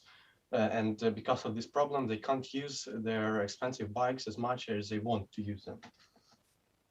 So we decided to make a quick market research, and we didn't find anything that fit our needs because of the quality or the invisibility. So we decided to make our own. This is the WillKeep, fully invisible from outside anti-slip system. there are two cases. First, if you just go to the grocery shop or coffee shop for 5 minutes and you want to leave your bike, and if someone pushes your bike trying to steal it, you get instant notification and you can frighten the thief. And the second case, if you're far long from your bike, and again, you receive the notification and you can track it via the GPS and mobile application and recover it with the help of the police. And one more thing, while talking to the customers, we find out that they have problems with the tracking their activity because there are really plenty of issues, and also they have to remove their bike computer from the bike while leaving it. And with help of BillKeep, we can provide such features, and you don't have to remove BillKeep while leaving your bike. After some customer discovery, we figured out that our ideal customer is a cycling geek. Welcome, this is Peter. He is 40 years old, living in Amsterdam. And after some marketing analysis, we realized that there are 3 million Peters only in the Netherlands, and each year they spend around $1 billion on bikes and bike accessories. And we determined our served and obtainable market as $75 billion.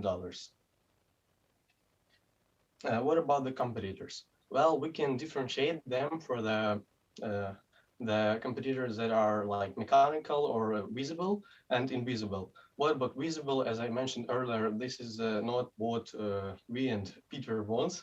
What about invisible? There is no anyone who fits all the needs of a premium bike owner. This is the built-in SIM card with a worldwide coverage that you don't need to put in but by yourself and look for the money on it. This is fully invisibility, as I said earlier, and additional software, as I mentioned earlier.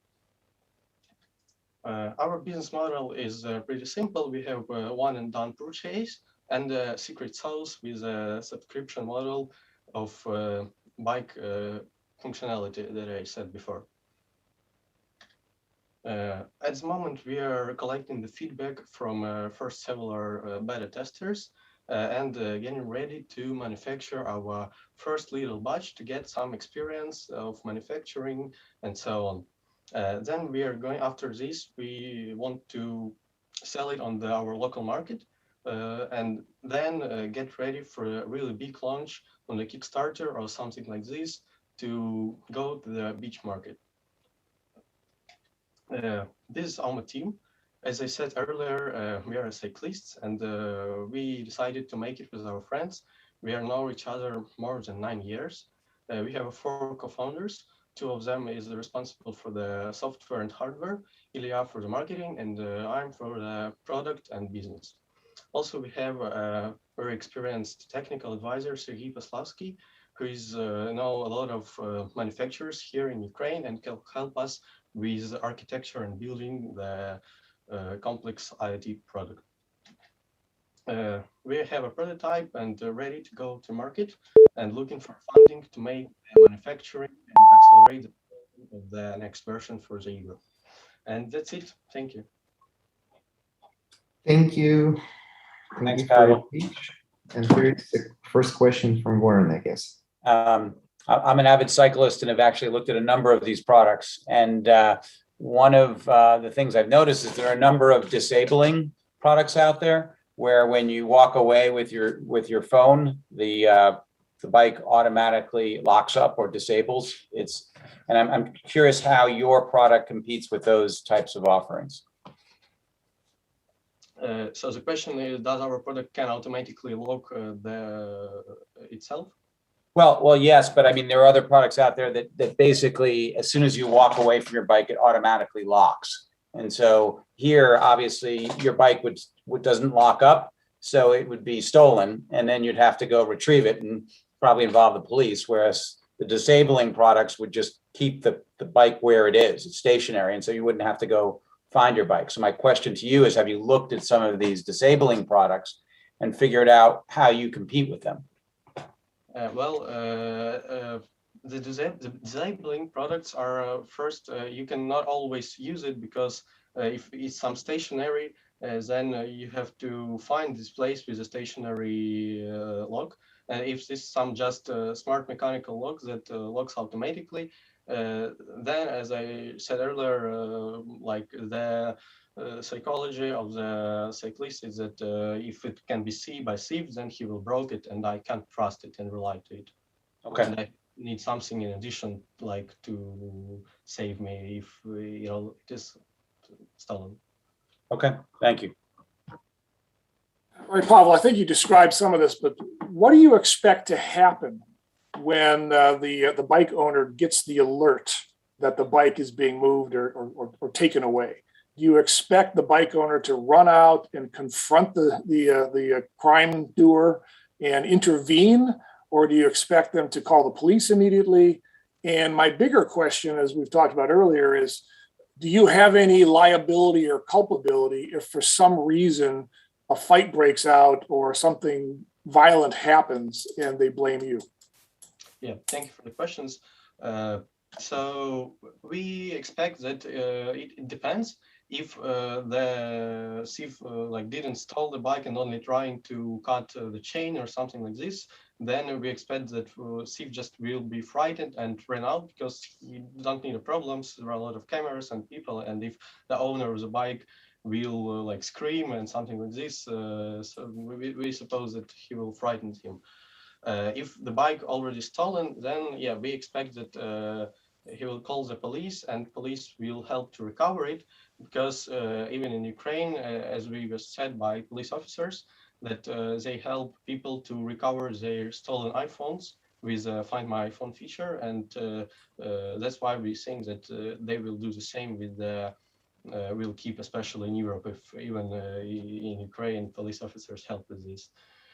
What about the damage potential to the bike owner if he will try to save his bike by himself and get some damage? Then I think we should to make some legal things, and when he in a user agreement and write down that we don't take the responsibility of what is going to happen if he will take damage of his health and something like this.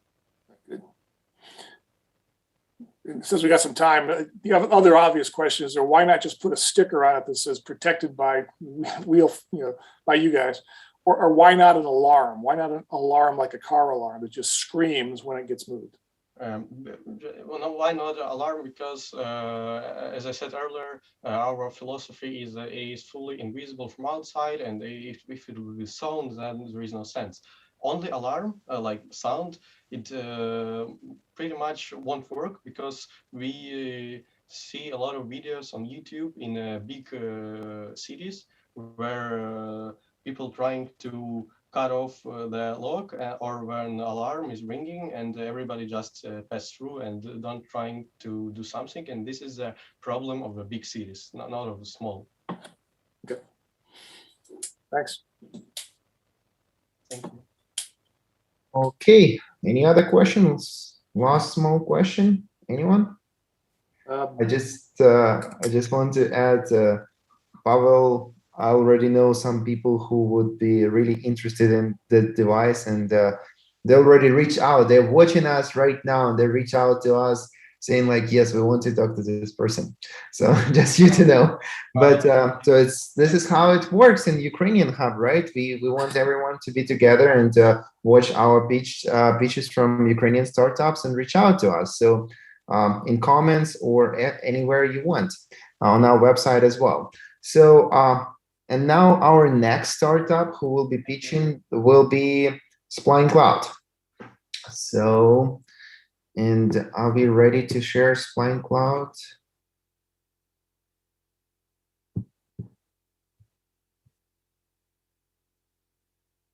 Okay. Hi, everyone. Okay, Vadim, yeah. The first. Hi, everyone. My name is Vadim. Yes, can I start? Go ahead. Hi, everyone. My name is Vadim. I'm a founder and CEO of Spline Cloud, a knowledge management platform for engineers that makes their work more creative and productive by exchanging knowledge in reusable form. And speaking about knowledge, knowledge is generated in the process called research and development. And if we take a look at the market opportunity of research and development, we can see that there are $3 trillion that are running in this market. And 25% of this money is split between automotive, aerospace, and transportation and general engineering, which are all mechanical engineering domains. And these products are the products that we use not only every day, but from time to time, but we are all consumers of these products. And let's take a look at how engineers design these products. On their journey from idea stage to verified concept, engineers apply existing knowledge to derive draft concepts, after which they perform a number of calculations, simulations, and tests. And here is where new knowledge appears. This new knowledge, however, can be used on new projects to simplify and speed up design process. However, in order to do this, data has to be extracted from various representations and converted into the form that is easy to use in calculations.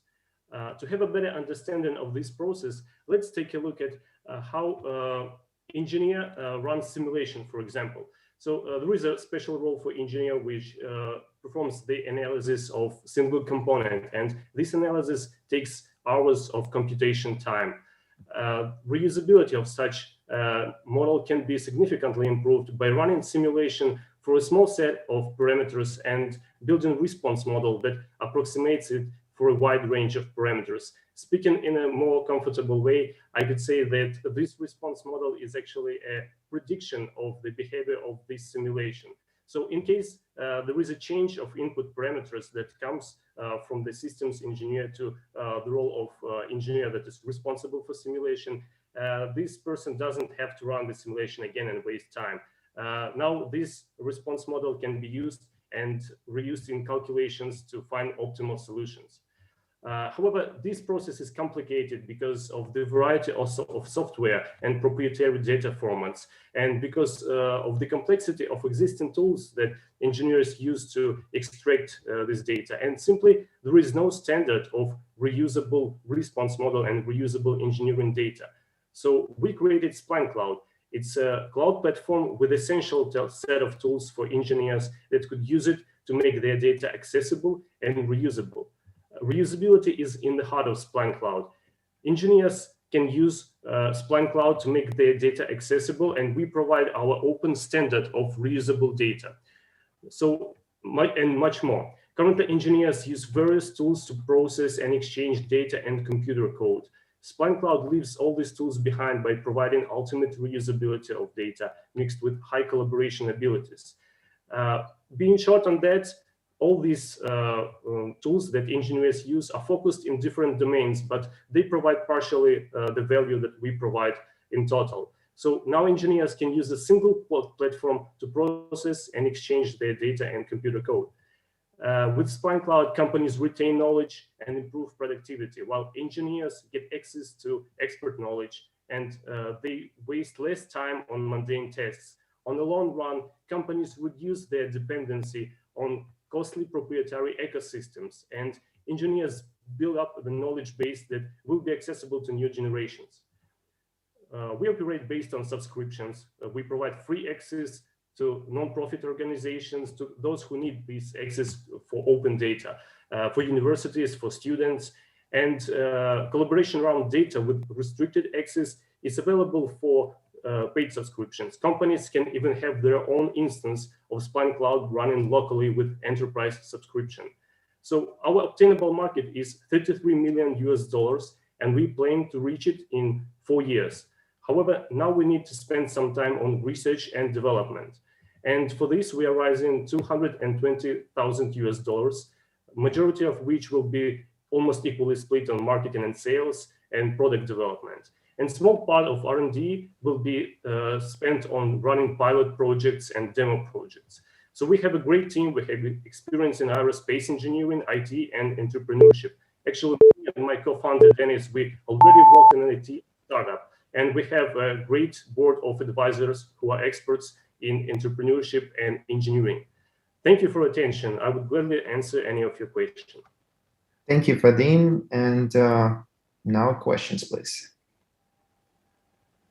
It seems to me that there may be some real utility with this, but how do you get out to these programmers? How do you get to market and make them aware of the fact that this repository, because I know some of the other companies on your competitive analysis, GitHub and others, and one of the issues they had was gaining traction. And so I'm trying to figure out how do you market the product? Okay, so if you speak about market entry strategy, yep. I would say that our two groups of customers that are in the high priority are companies, engineering companies, and we plan to make direct sales to that companies to run pilot projects. If I go back to this slide, you can see that this is our first phase, is running pilot and demo projects. And our second group of customers are students, postgraduate students who are doing research, and they require sophisticated tools to make optimizations. And they are actually those people who will bring the knowledge about our platform when they will get employed to the companies. So this is our main strategy, yes. And we will participate in conferences. We will create demo videos. So this is it. Great. Thank you. Sort of a similar question. So yeah, there's hundreds of these engineering software providers out there, MATLAB and CATIA and so on and so on and so on. Are they going to see you as a competitor or as a value add to them? Very good question. I truly believe that they will see us as additional value, because we don't replace them with their functionality that they provide. If you see here at this table, we selected by one player of that customer group, not customer, but software groups. And they address some features that engineers use, but they are not primarily focused. For example, MATLAB is not focused on curve fitting. They are focused on whole ecosystem for developing mathematical models. And same goes to other players. GitHub is focused on collaboration around computer code. But because there is no single platform that addresses the need of exchanging knowledge in reusable form, engineers now have to use partially of that services, and they pay lots of money for those services. Well, they can use a single platform that addresses all these needs that they have.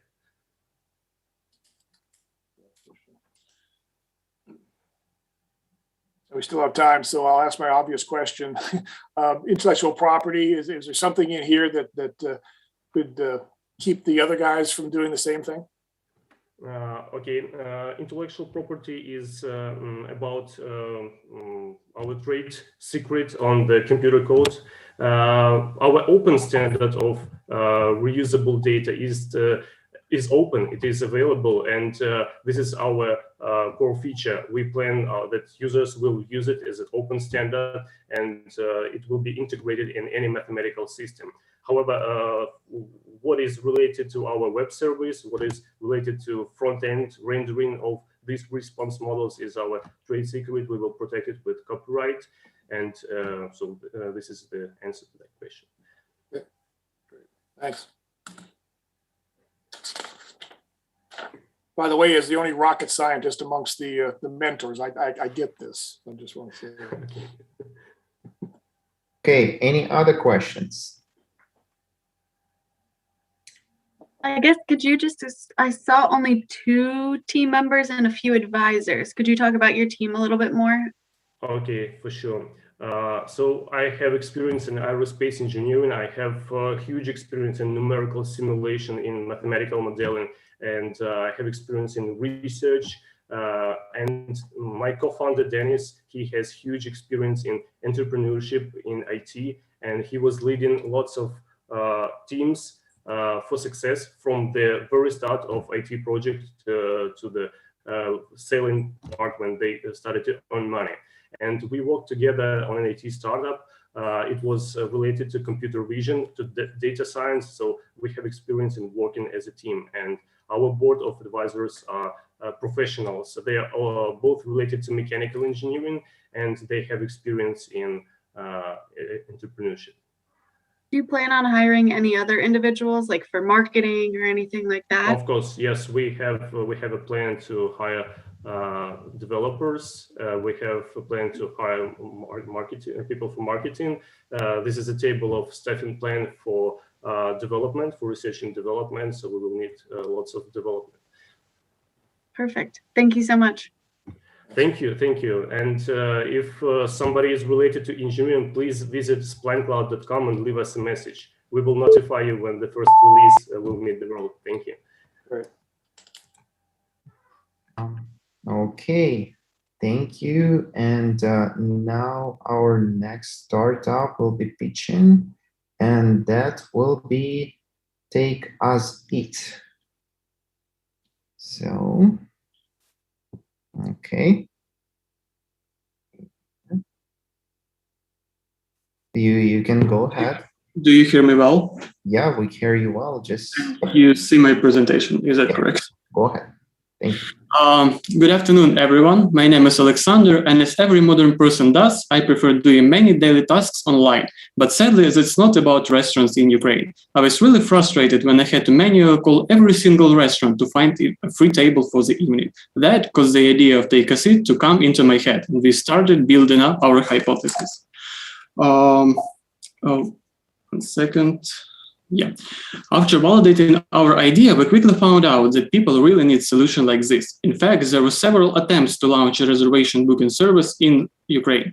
They were quite good looking for their time, yet a lot of them couldn't achieve much. Upon further investigation, it was clear why this happened. They were focused on visitors and not on the restaurants themselves. So we started new research, conducted interviews with restaurant owners and hostesses. Main visitor problems are simple. They want to book a table without calls, manage their reservations online, and just have a high-quality service. Restaurants, however, have much more issues. Hostesses struggle to effectively fill a hall for every time period, since it's challenging to do so without overlaps. They need to process reservations from multiple sources in parallel, and most restaurants want to remember their guests and have a loyalty system, but current options are either expensive or too complex.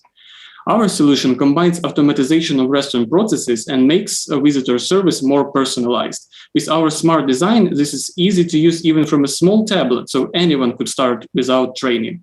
With our custom relation management system, we transform the whole structure of communication between restaurants and clients, and this is our main goal. We help restaurants make their visitors happy, so they would want to come even more. So why do we think that Take a Seat will finally nail it and occupy a niche in Ukraine? We already received feedback from 7 restaurants that have felt our advantages. They started to feed more customers than before, significantly optimize the speed of processing phone calls, and increase their loyalty by proposing personalized offers, which simply couldn't have been done before. Our platform already processed thousands of reservations, orders, and phone calls.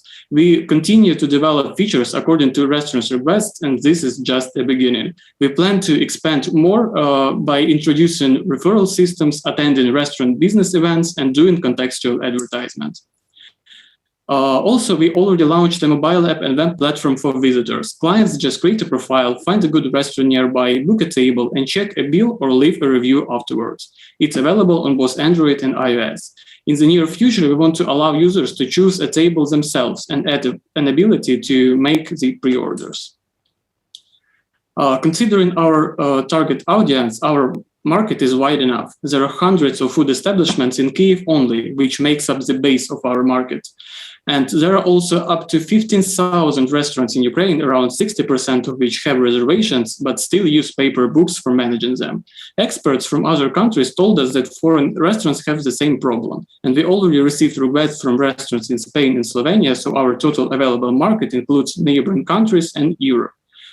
We decided to start from Ukraine because we want to make the world around us better first. Our direct competitors are services like Reston and Restorella. They are functional but have not gained wide usage in Ukraine. Indirect competitors are point-of-sale systems that are used by every restaurant and partially support reservations but without any visitors management at all. Take a Seat's unique value proposition is user history, integrated phone calls, and multi-restaurant management. Our key revenue stream is monthly subscriptions from restaurant owners. We expect the price to be compelling as we opted for a system as a service solution that is significantly cheaper compared to buying or renting a dedicated hardware. For visitors, it would be free and without additional advertisement. Some of our key spendings are salaries, service maintenance, and development of the new features. We predict that in just 3 years, we will introduce our system to around 6,000 restaurants and gain profit of over 200 million hryvnias. As a group of motivated programming and design experts, we believe that Takeasit is really unbreakable. We have all required skills: full stack development, DevOps, UX and UI design, sales and communication, and business analysis. We have successful projects around the world, and our developers won a lot of hackathons, so you can be sure that we create a real quality products. What we need now is your investment to help our business reach a self-reliant stage. As you can see, the biggest part of the investment is needed for marketing. That's because we already have a working solution, but at this stage, adopting new customers and setting them up takes a lot of money. We expect to overcome these expenses after the first 50 restaurants. Wouldn't you want your favorite places to always have a seat for you, call you by your name, and follow up your previous experience? Yes, we hope that we receive your support. Thanks for your attention. Thank you, Alexander. Great timing. And maybe I will start with my question first. So as I see here, it's primarily focused on Ukrainian market, even some revenues in hryvnias. But what about next? Are you going to US or some other markets? Tell us a little bit more about it. Well, as I mentioned, our first market is really, as you said, is Ukraine, but then we are planning to expand to neighboring countries like Slovenia and Polska and other neighboring countries. US is rather future plans for us because it has specific competitors on their side, and they have specific market in terms of like actually visitors, and they may have some we may have to do some research to go to those markets. Thank you. Okay, next question. Have you looked at Reston and Restorella and why they haven't succeeded? And my second question is, do you have any significant experience on your management team in the restaurant industry? Thanks for your questions. Addressing your first question is, yes, we've looked at how actual real restaurants use services like Reston and Restorella, and their main problem, they have two main problems. First is the pricing, because Reston's primary goal is rather to bring new customers to restaurants, and they charge up to 30% for each client they bring. And they offer a fraction of administrative tools compared to us. So they don't have any integrations with point of sale systems. They don't have any calls integrations. So in terms of user history, you can't really say the preferences of this user, what he ate or she ate when she visited your restaurant last time. And it's really valuable information that we offer. Addressing your second question is, could you please repeat it? On the management team, do you have any executives or advisors that have significant experience in the restaurant vertical? Well, specifically for restaurants, it's our first project that we are doing in this area, and it's like new for us. But our team has a lot of experience talking to other areas of areas where we introduced our IT solutions. For example, I worked on IT solutions for USA and Canada related to pharmacists, and that was a big tech solution, and we've been working close with them. There are also dentist organizations that we have experience, and yeah, we think that we have enough expertise to learn as we go. Okay, thank you. I'm curious, you have a budget for $10,000. Really, you're going to need more money than that to really get this thing scaled. Will you be raising more money in the future, and what will you use it for? Yes, we would definitely need more money. We just wanted to give you a perspective what can be already done given the amount of money we can expect from this competition, and the future investments will be really helpful for further scaling and really neat features implementations. For example, we can propose, currently we can offer users history for restaurants, but that's more statistical data, and we want to invest our further money into developing an AI systems that would be able to analyze the experience of clients in other restaurants, and for example, suggest to you what would they like in your restaurant, even if it's a new client to you. That's a really expensive R&D process, and that's what we will be able to gain money in the future for. Okay. Thank you, Alexander. I think the time is up. And we are ready to come to our final page for today, which is right now. Yeah, hi, everyone. Share your screen. Yes. Yes, that's me. Second, please. I think you are very tired, and I will do my best to be up in time. Yes. Do you see my screen? Yeah, please. Okay, cool. And the timer is up, I guess. Yep. Okay, great. So, hi, everyone. My name is Askold, and I'm a co-founder of Right Now. So I have a story for you. A friend of mine got a new job in Kiev, but he couldn't afford to live in the city, so he moved to suburb, Sofivska Bolshevivka. His public transit journey took him almost 2 hours get to work. What a poor boy. So he decided to buy a car. Actually, the same high traffic jams. He increased his expenses. He felt actually very lonely, and he had to park the car somewhere. And it took him almost 20 minutes every single day. There are over 500 Alex in Kiev alone, and altogether they're making up to 300 million yes, right, million rides per year just in Kiev, and we are talking only about working days. Can you imagine that? So we came up with a solution. Yes, it's Uber experience. Right destination, choose a commuter, and right now, very easy.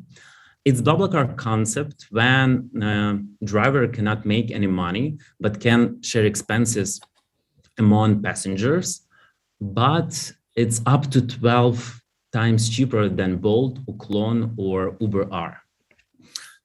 You can ask me, sometimes we are starting and maybe we won't find any car for you. It's not a big deal. Actually, we will help you through app to buy a ticket for public transit, like for metro or bus. And actually, you can share a ride on taxi. Okay, but there's the other question. So you know that Uklon provided a service when you just book a car for a couple of people, and that technology actually doesn't work so well. That's why we work a lot of time on our back end, and we can match along the way. So how Uklon works basically, this is point A, point B, and they use the traders, but we use like the whole way. Bolt doesn't have such technology, and again, price is different. So this is win-win-win-win solution. Drivers, they reduce expenses on gasoline. Passengers increase comfort and time by commuting. Even companies at the moment, they're struggling with matching people, and they're using a lot of spreadsheets to match those people, especially after pandemic time.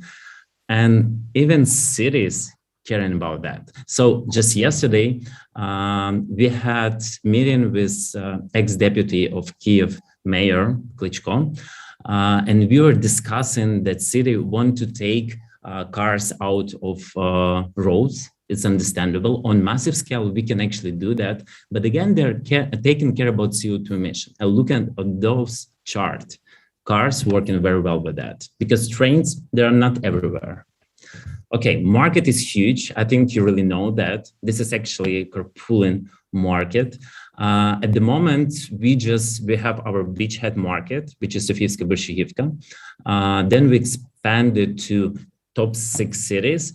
And we won Czech Republic competition. We know the market is Czech Republic, Poland, Romania, and so on.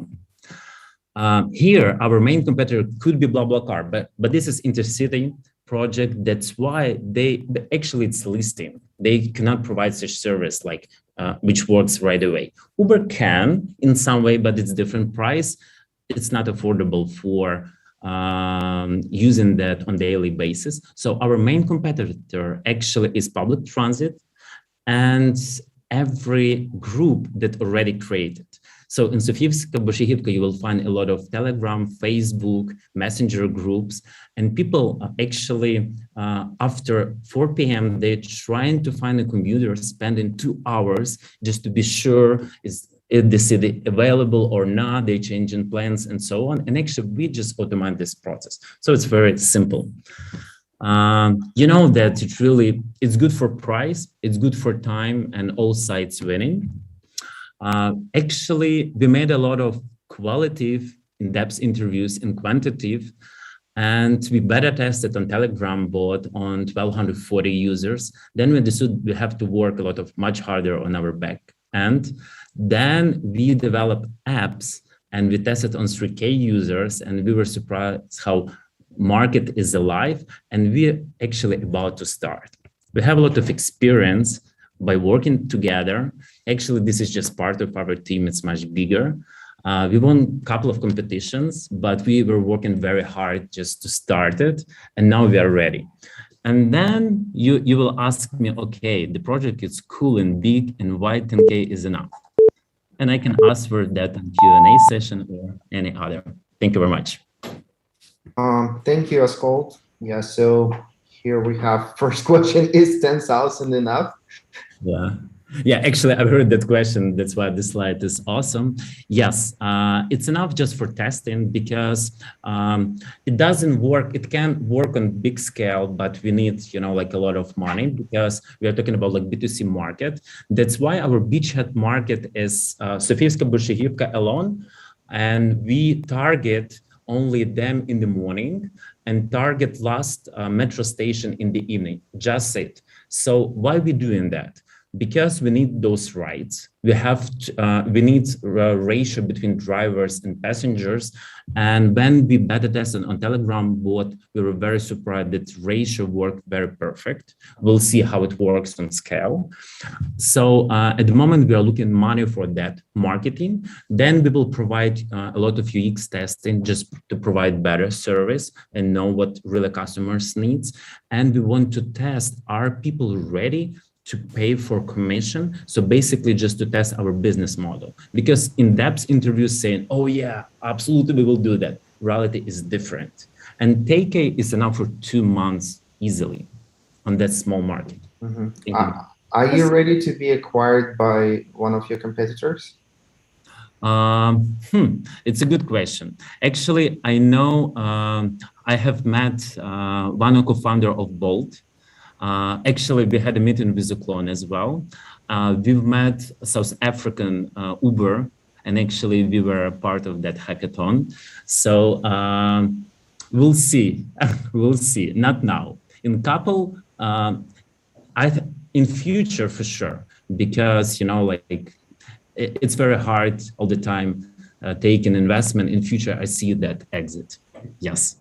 Askold, I would like to ask you one question. How are you going to maintain the security of these trips? Because in Uber and in other taxi providers, they they invest a lot in maintaining the security. And here it's more similar to BlaBlaCar model. So you don't, I mean, you cannot check all the riders who are taking the commuters with themselves. So how are you going to solve this? As developers, we're all the time taking some part of some hackathons, and actually we were one of winners of Verizon hackathon and Awaze just last month. We were testing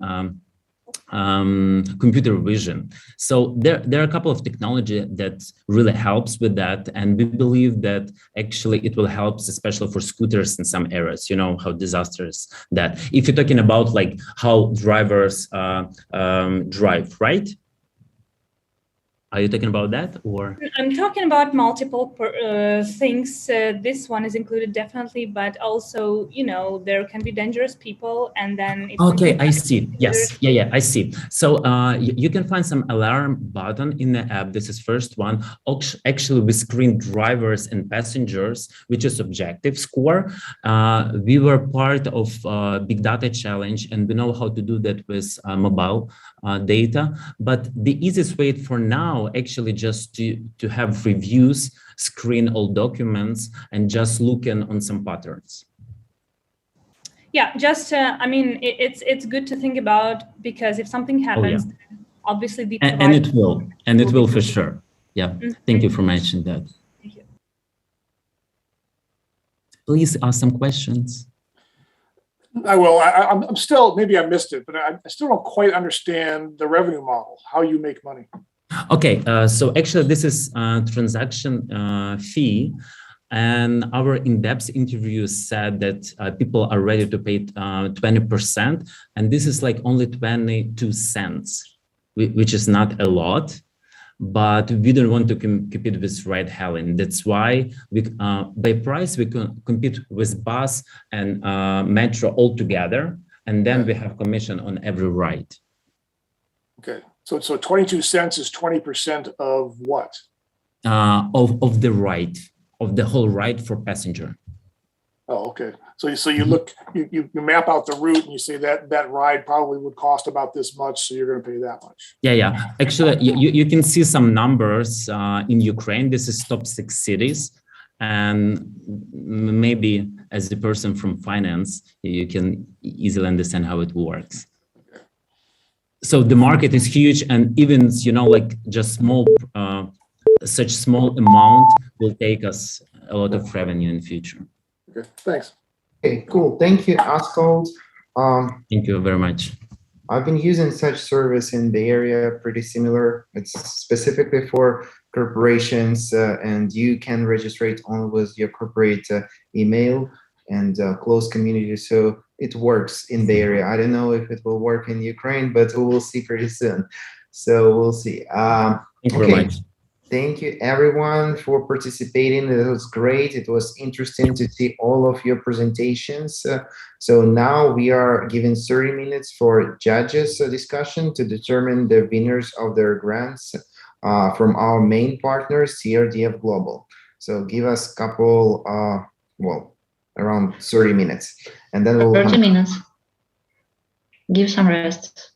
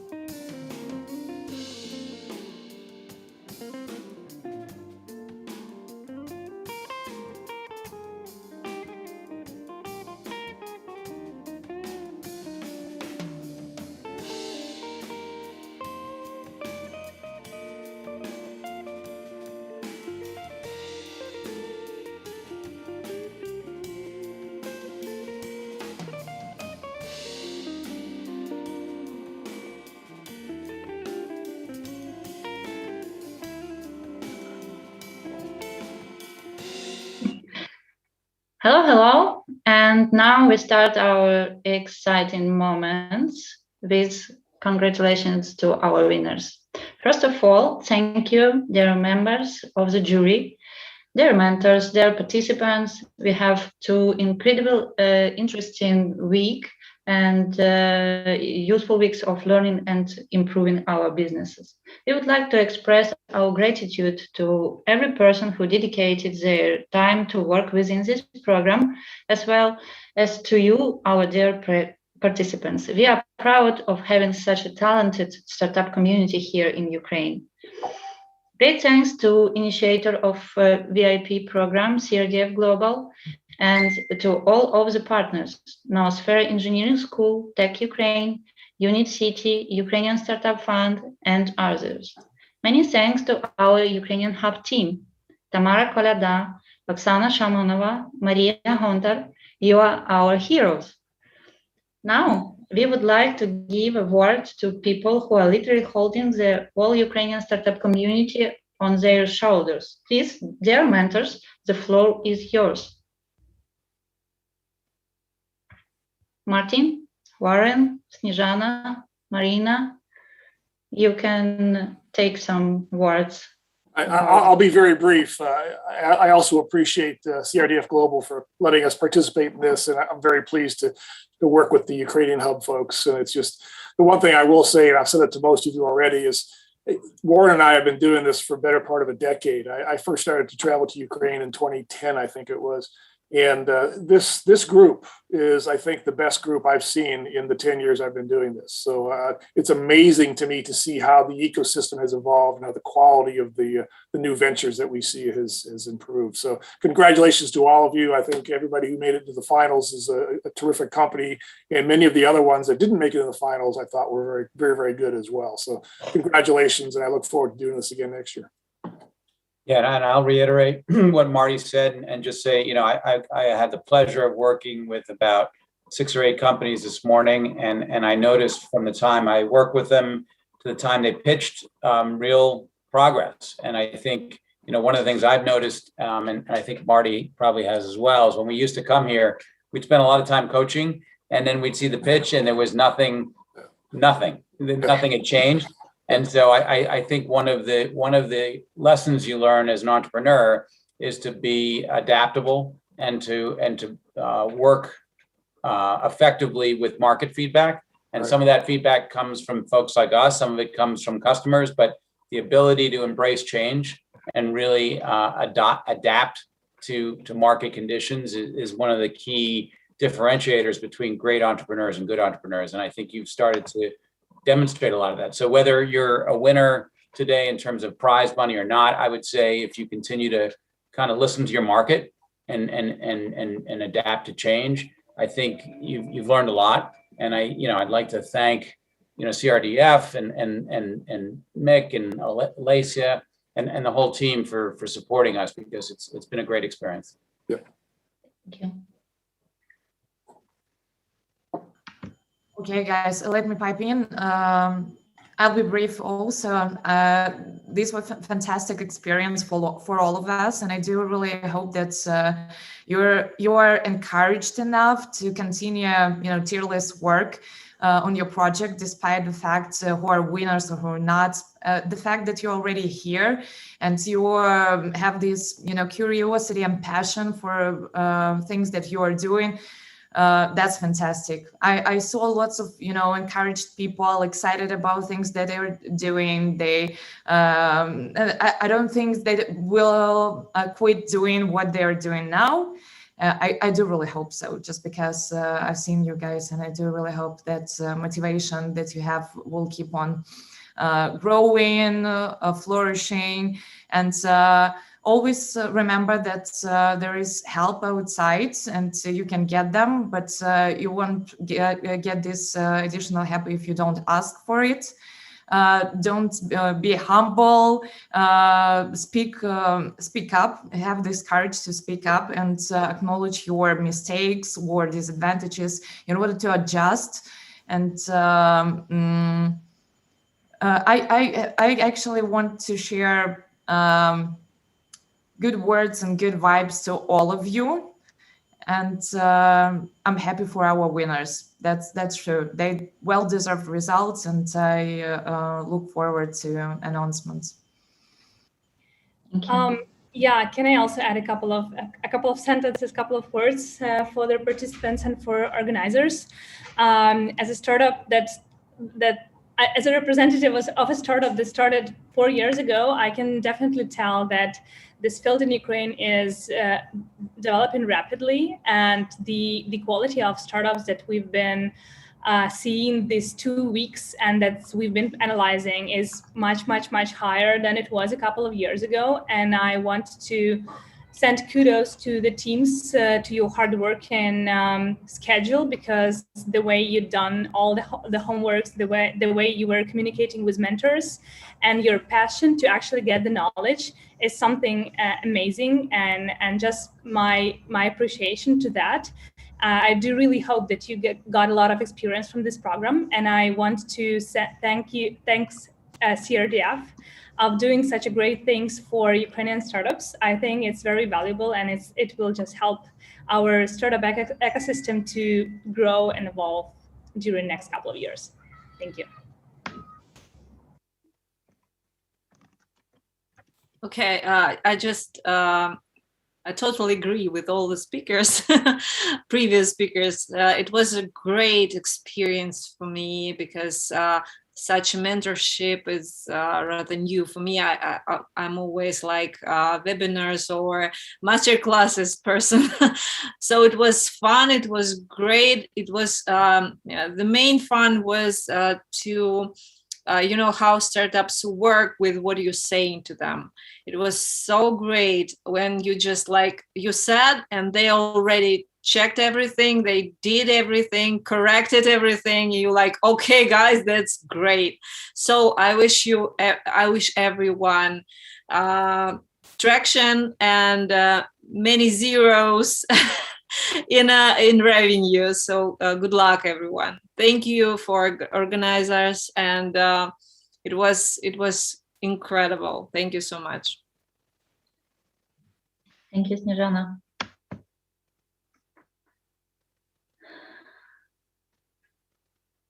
Thank you, Snezhana. Thank you all. And now I invite the representatives of CRDF Global, Christopher Edison and Nina Kearns, to announce our winners. Yoo-hoo! Thank you, Alessia.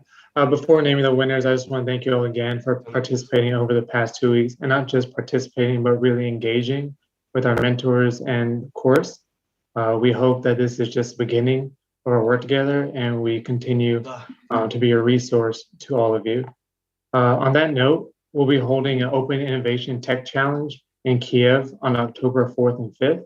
We hope to be there live.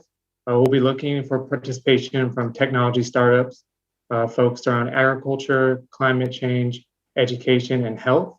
More information on this event will be on the Ukraine Hub's page within the next couple of weeks. We'll also be sponsoring and awarding the startup competition at IT Arena in Lviv the following week on October 7th to 9th. And we hope to see you there at either event. All right, so now the time that everyone's been waiting for, the announcements of the winners of the VIP pitch competition and the VIP program. The 3 startups who have won the grants, starting in third place, we have Labs Arena.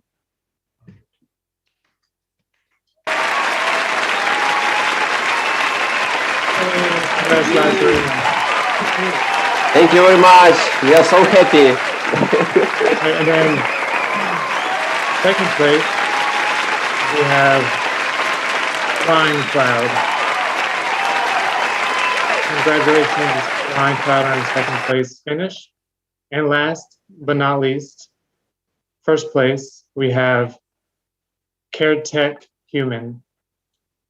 Congratulations to all 3 of these startups. We're going to provide you a chance to all speak, starting with third place, Labs Arena. We just ask that you share your current emotions, feelings about the experience, and we're just going to give you the floor. For Labs Arena, the floor is yours. Okay, cool. We are so happy So I am a bit remotely now from the rest of the team, but I'm pretty sure, and we are in touch in chat now. We are all of us very happy to receive this news, this opportunity. This is really the chance to us to continue our work. We will not stop. So I hope this will be the very necessary and important step in the development of our product. We would like to thank all mentors, all organizers for such a great work. We appreciate all of this. Also, many thanks to all of other teams who participated in the event. We are a bit sad that during the lectures we couldn't see rest of the faces because it was like the panel format on the Zoom. So we were missing this option. But I would like to wish to other members, other teams, don't be sad, even if you don't win today, or even if you don't come to the demo day. Don't stop in your work, and just try more and more, and you will receive success. So thank you. Thanks, everyone. We are very happy. Thanks. I would also like to say thanks for the great program. I just graduated from EO Incubator, where I just received basic knowledge about startups. And with this incubator, I just polished everything that I knew that were weak points of my startup. And thanks a lot for great opportunity to move forward with our project. And this is an amazing incubator. I didn't expect that in 2 weeks I can gain so much new knowledge. I can get so many new contacts and so many positive feedbacks. So thanks all. Thanks for organizers and thanks for mentors. It was very, very grateful. I'm very grateful for you. Thank you. It's my turn, right? Yeah. Thank you, guys. So first of all, I really appreciate the efforts you're doing and how you're supporting the startup community in Ukraine, because it is really helpful. It is really great. It's great to meet all mentors during this session and during this week, and today, because we've received really great feedback that would help us to improve our both pitch deck and the go-to-market and the idea and many, many things. So we really appreciate your time, but we understand that it's like rather challenging to find time to help startups. But yeah, that's great. You're doing important things, and thank you for highly appreciating our innovation and what we are doing. Thank you. Our pleasure. Thank you so much, everyone, for participating.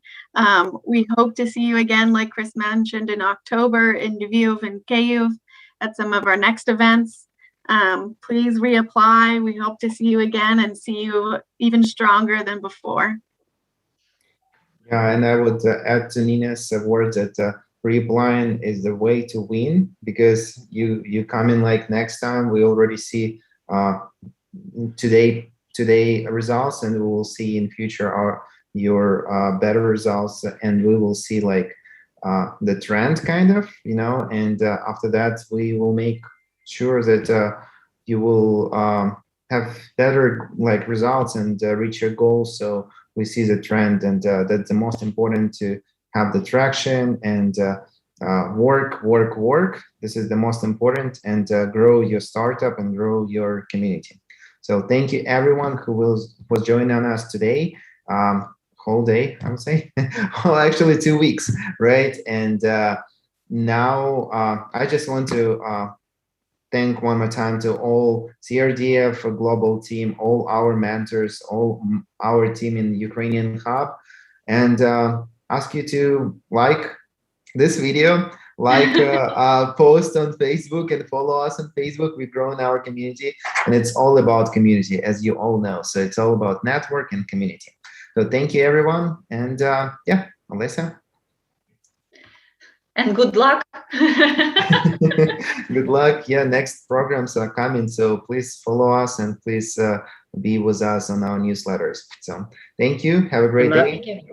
Lastly, I ask that when Alessia sends you the evaluations, really take time to complete those. Your feedback is what helps us keep improving our programs.